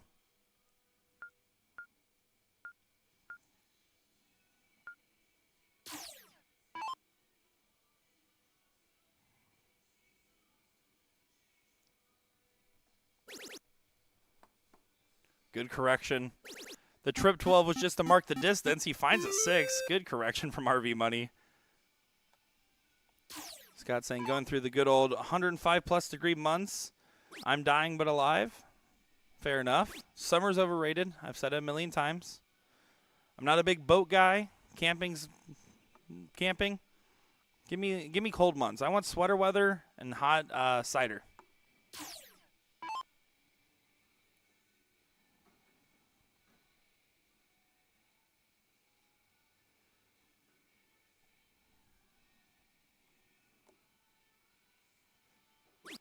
On the wire. Needs to try to convert. Only 2 singles, so good opportunity for JJ to settle back into this leg. Take advantage of the X on the 19s.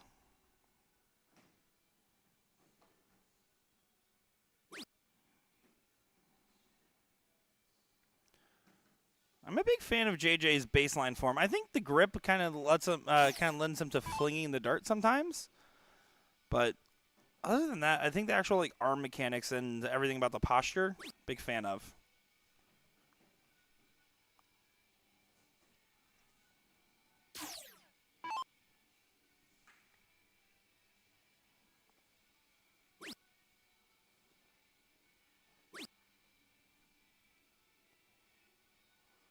And Nick rolling his eyes. Only 2 marks on the grab, but once again,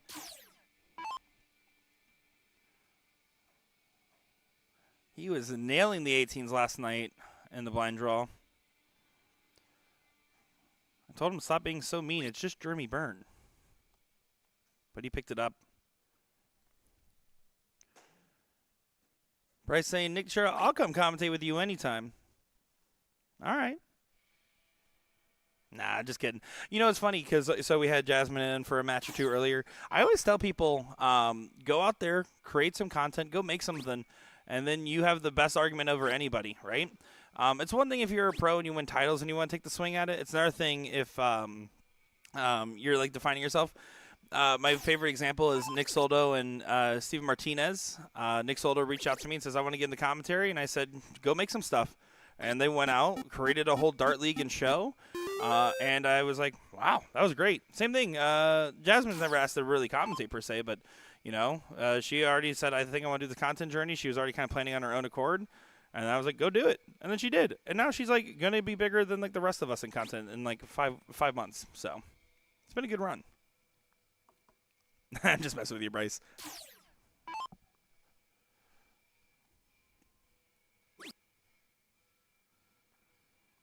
But jokes aside, we also, I believe we're going to be resetting and working on the form on USA Darts.live. There was a commentary tryout that we tried a while back. We're going to tweak that process a little bit, kind of hit the reset button.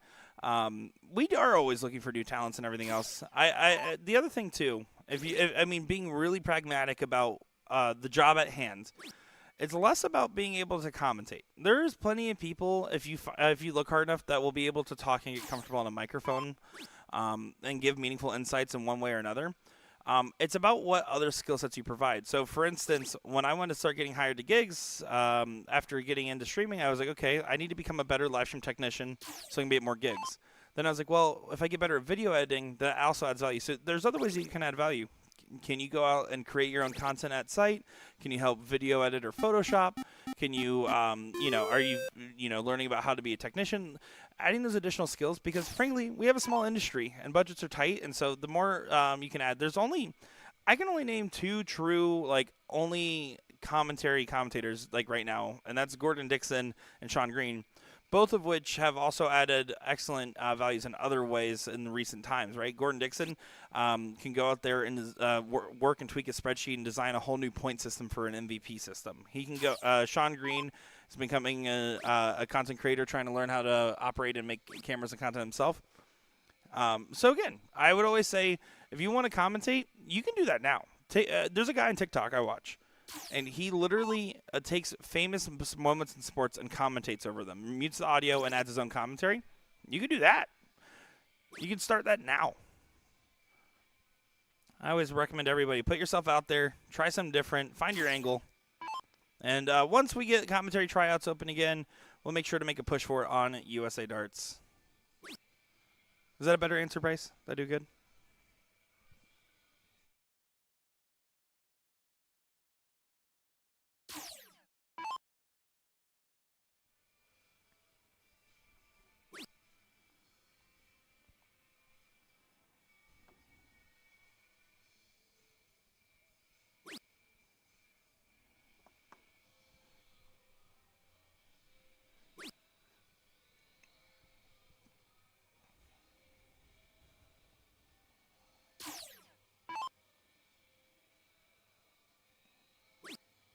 So far, Impossinator is looking likely to go ahead and send this first set to a last leg decider.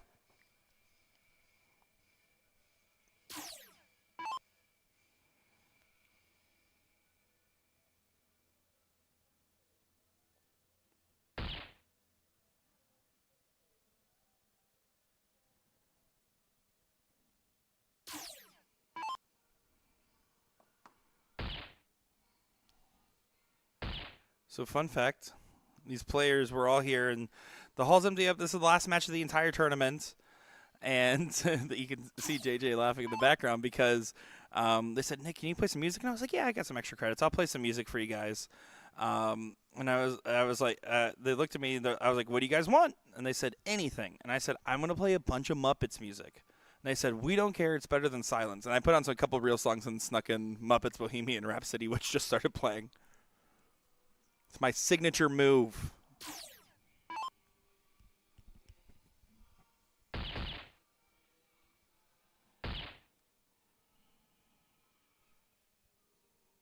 Happy to help, Bryce.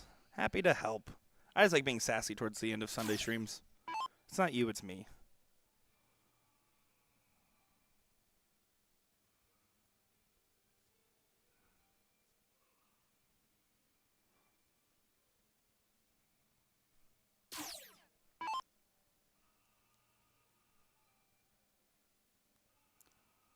JJ and Red Dog trying to save the leg. Double bull would help a lot, but doesn't happen.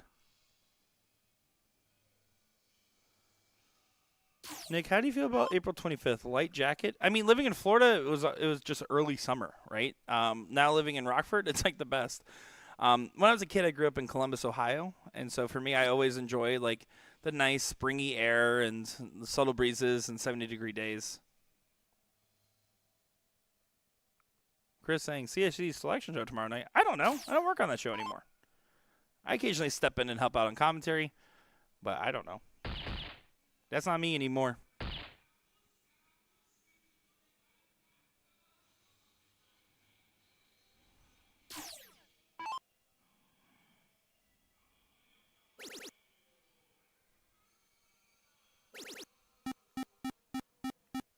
Miscongeniality reference.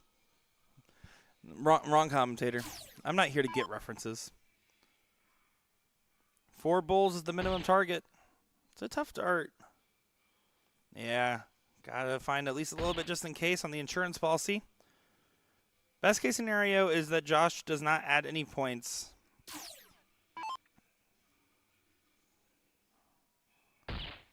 And doesn't take the leg. He's adding points, and he still might take the leg. That fallout was massive because it does just go ahead and let you take a clean swing. Because there's no outshot available.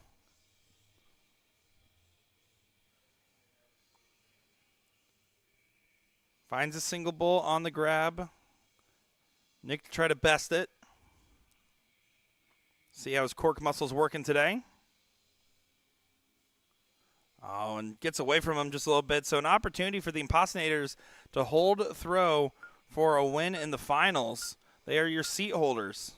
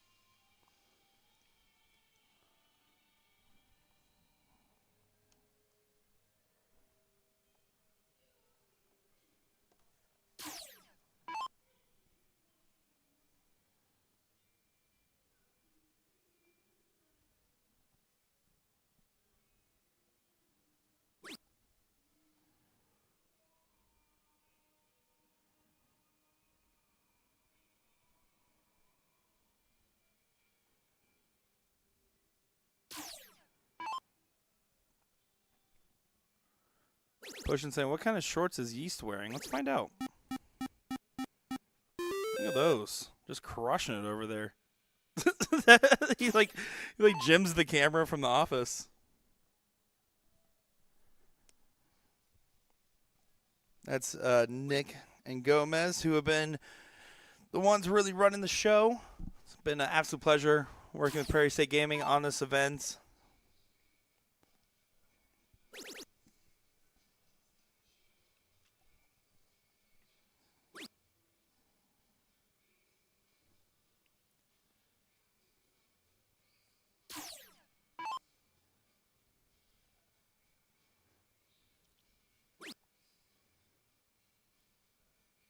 Impossinator's not having a good leg.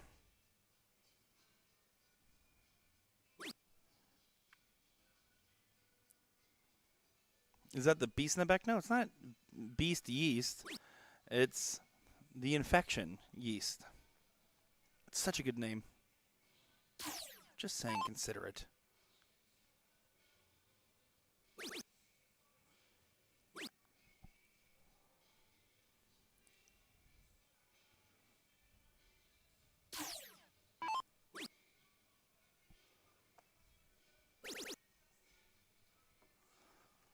Impossinator's trying to make a stand. Does get some success on the 16s. Opportunity for Rednor to try to hold on. Good first dart. Good second dart. The smartest dart technically is a trip 16, but those darts look so free on the 19. So ridiculously free.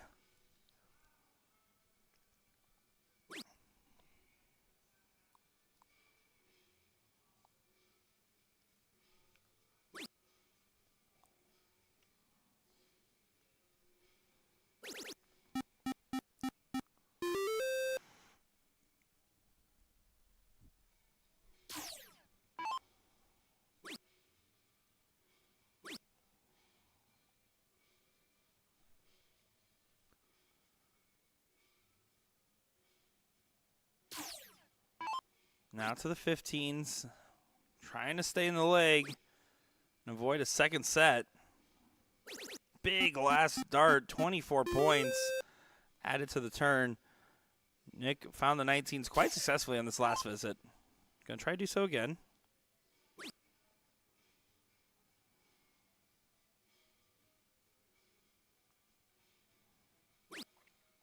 Just two singles. So this is where the one-time on the one-time shots can happen, right?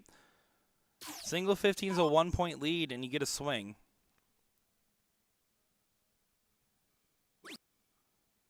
You got to try it, right? He's choosing to stay. He's laying up for his partner. And it's a wise move when you know you have two triples back there. So you have the set advantage, so that, or the seat advantage. So there's an argument to just try to get it done there. But he was feeling it, and he found it. And JJ does collect on the last, but now it's a clean look. 2 18s and a trip 19. This would be a massive grab. I don't think you start 15 there. If you hit a single 18, you just stay there for one more 18, and then you get a shot the 19 to have advantage 4-3 on the Bulls. I don't like the shot selection in that moment. Your partner laid up so you could take the swing.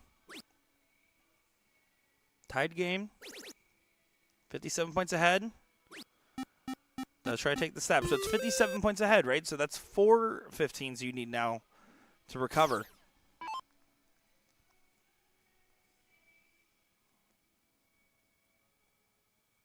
Not happy with that one, I think Josh's expression was telling us.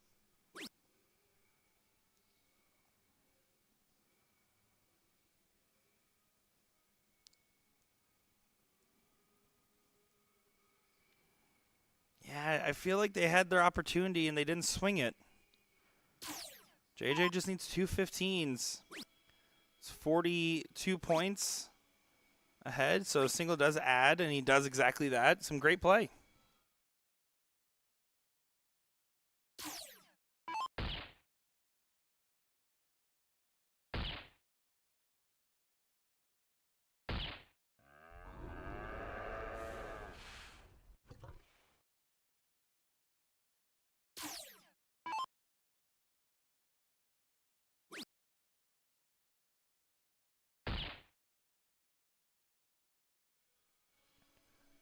Setting 2 Bulls away from forcing a deciding set.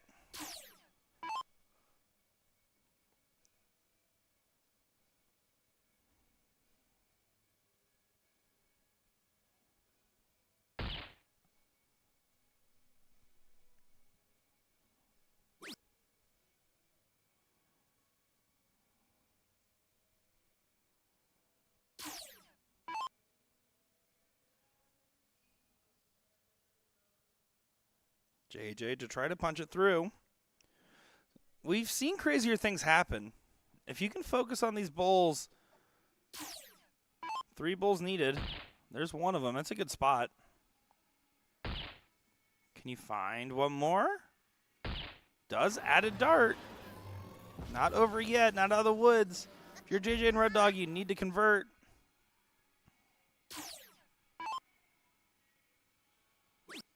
'19s have been friendly towards Nick.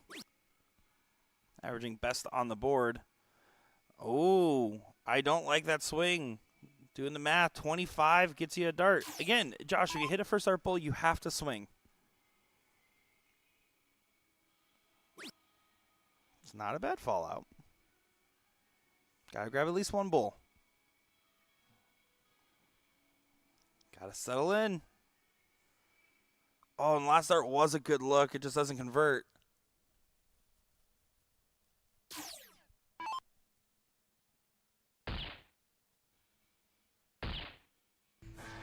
But JJ will go ahead and get to the conversion.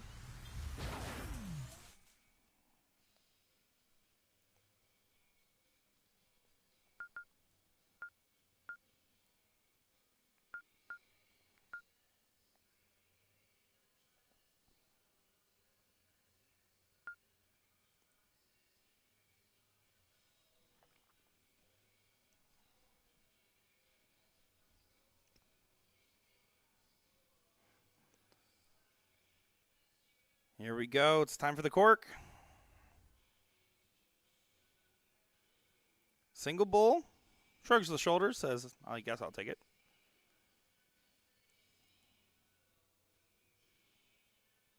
And that's a tie. And that's a tough spot on the tie as well.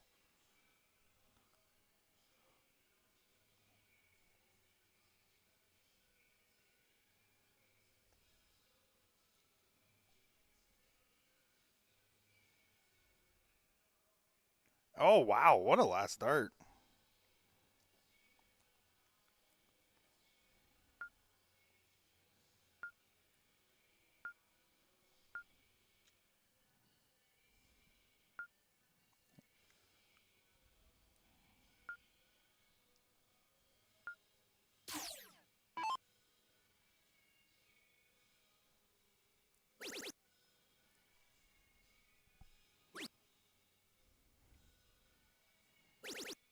And starts off with a 7 mark on the turn.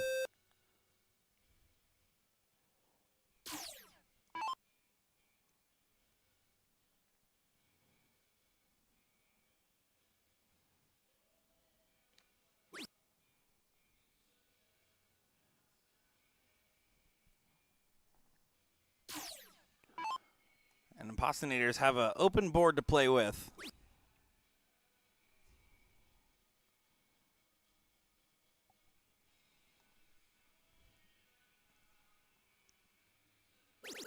And that's a big last start. Josh praising the Dark Gods.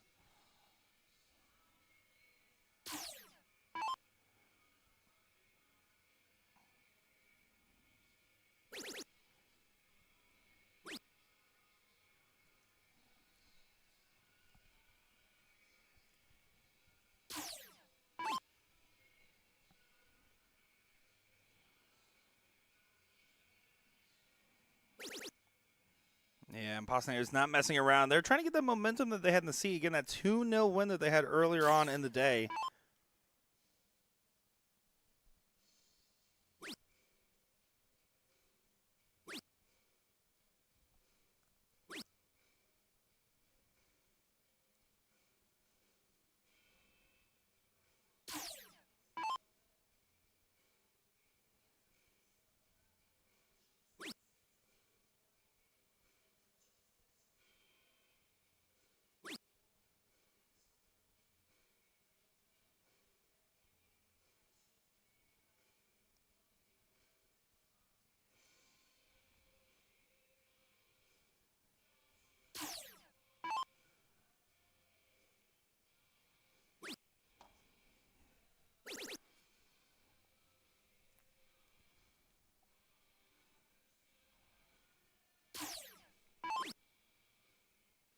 Just continuing to try to use their advantage.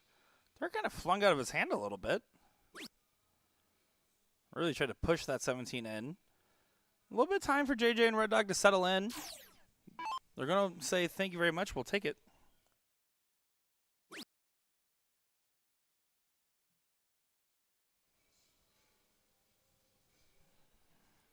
But not going to be happy with the turn. Slowed down gear for Rick. Nick. It's the same name. How do I mess that name up out of all of them?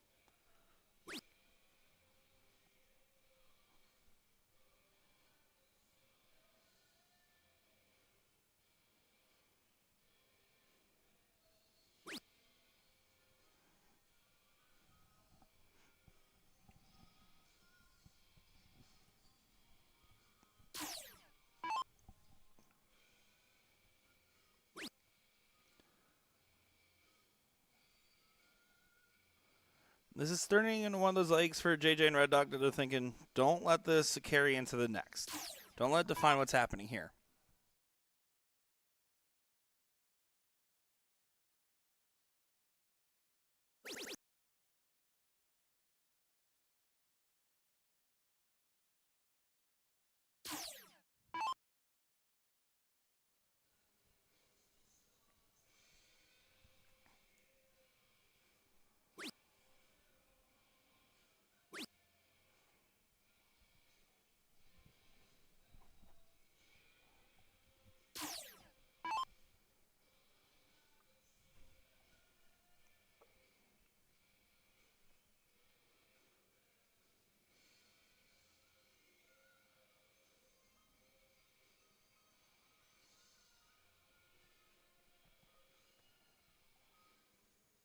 Impostinators want to get the 15. Laughs it off. It's Sunday darts. It's the last match. And we're all feeling it.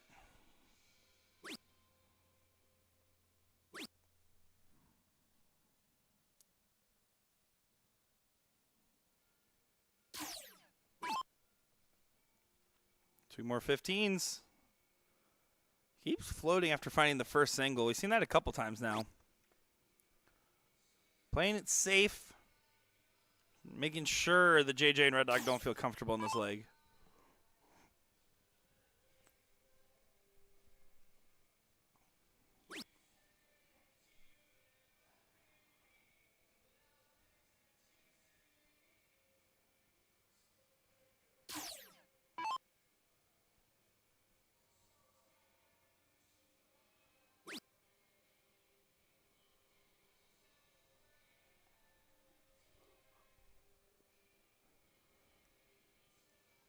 Just a big old single. It's the hardest start to hit, though. But it does go. The crowd goes wild.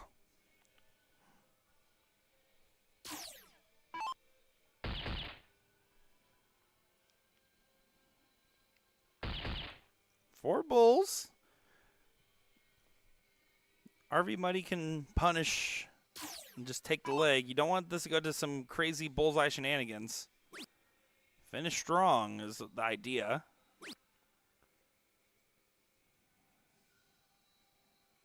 $78 points, so it's 4 bulls behind. So you're just going to keep plucking away.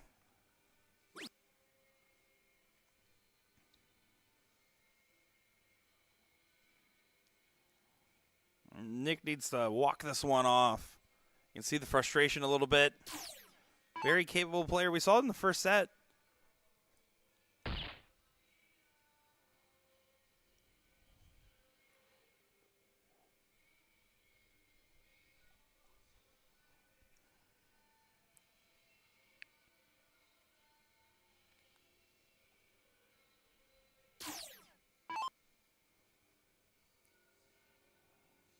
That's such a tough first. Still is able to find the double. Oh, and that last dart was just unlucky, hitting right on the darts. Felt like that could have been a bull.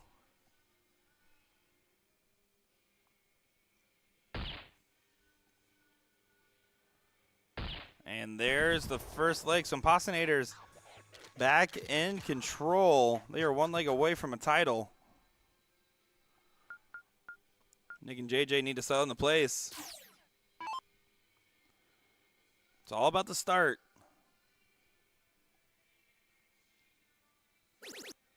And after struggling the last leg, finds the trip immediately. Finds 2. Almost gets a 3 in the bed to start things. That's going to be a boost to the confidence.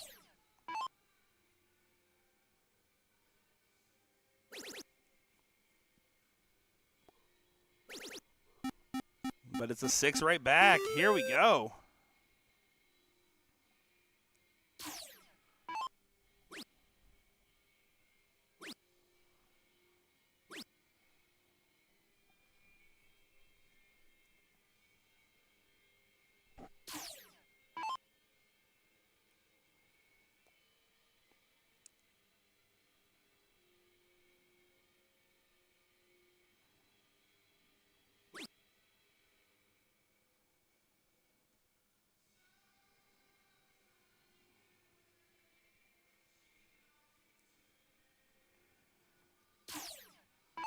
Opportunity. Don't want to get too aggressive on the chase. Like, their first start doesn't go, you go back to 20s. And that's exactly what I think he's doing. Good collect on the last. You have the best real estate. You're under the gun. You don't want to leave them opportunities, right? That's a good first. Oh, it drops the second. But recovers. Finds another 6 mark for RV Money.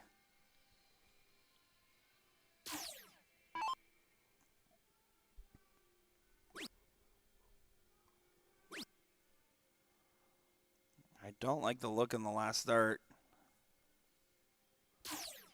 Can Josh settle in? He's been a little bit of a wild card this match. Does he take the swing? Looks like a split mind.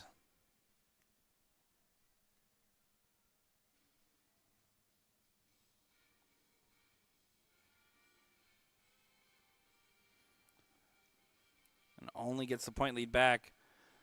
Again, I don't want to see overcommitment. I don't want to see a single for two singles, right? Like in this scenario, I really think going until you hit a trip on the 20 is important.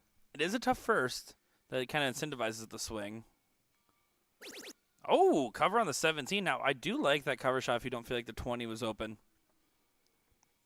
Jay's like, yeah, I'll take it.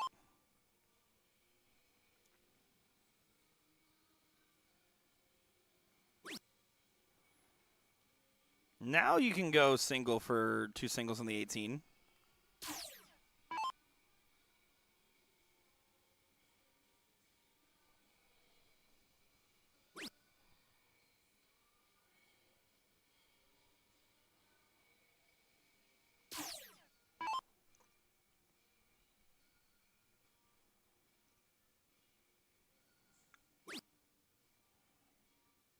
That's such a weird spot, but you really do need to stay. With two houses, I just don't like the switch. I think he's moving to find an angle on the 18. Good last start. What a find.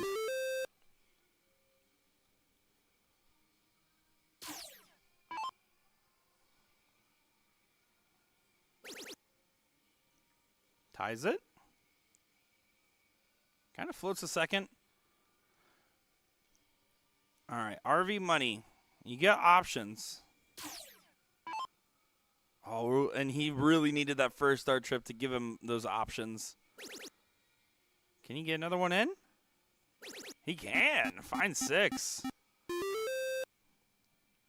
See Nick saying to JJ, you got this.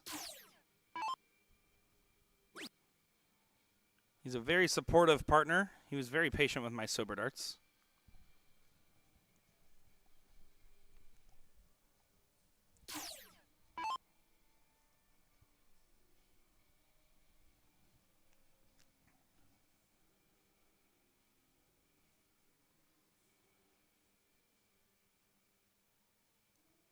Josh has been trying to stab these 20s. Tries to switch back. He gives it a thumbs up.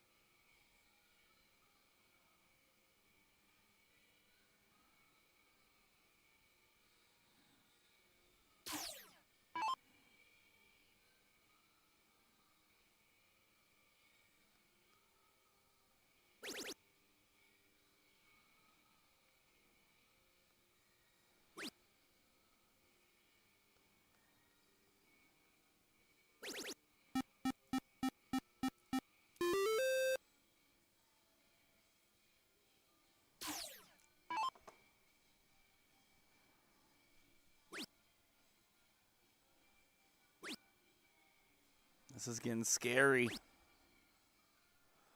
Scary position to find yourself in. RV Money has been maintaining a great form. So has Red as well. But these 20s, every dart that Josh and RV have taken at it have just not gone. They've had opportunities to really put this one away.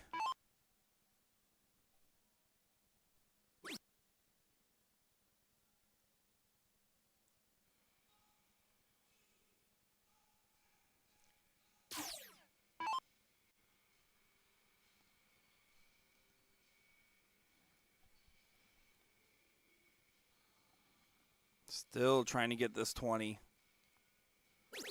I almost would just close the 17 just for the confidence.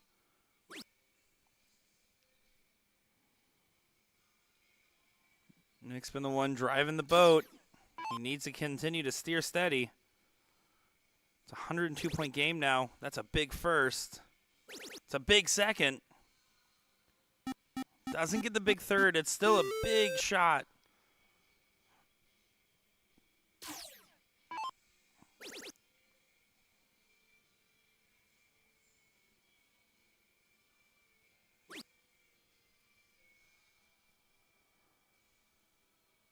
JJ, a very solid player, having some of his biggest struggles in this leg. And it might be a nightmare scenario. Big single. Stop aiming at the triple on this 20. Big single.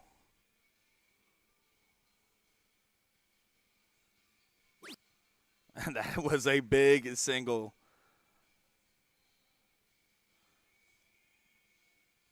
He's debating if he wants to stay or go. I think he's going to 16s. And he doesn't convert. The hot hand on the board continues to have his favorite number.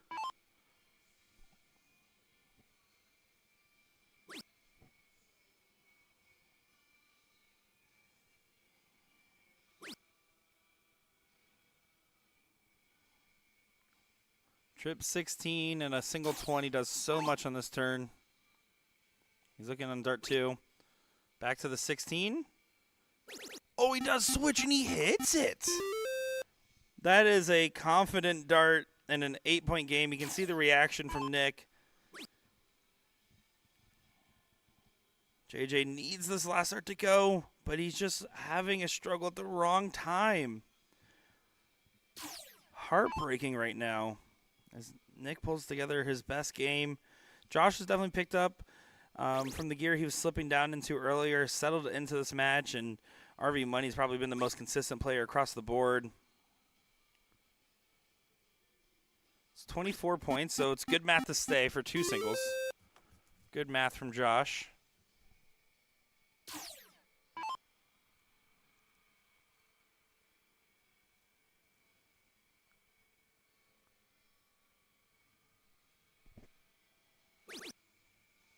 Close, close.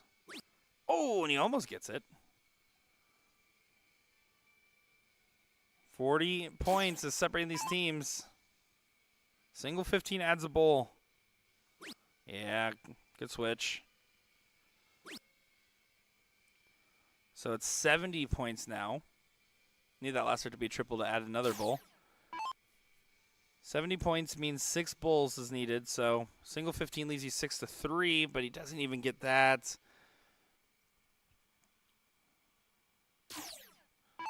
I do appreciate that Nick's handling very nonchalant, right? Just shrugging shoulders, and it happens. He's very patient with my every other game kind of darts I was having last night. Single 15 does push to 7-3 on the bowls. Doesn't take it.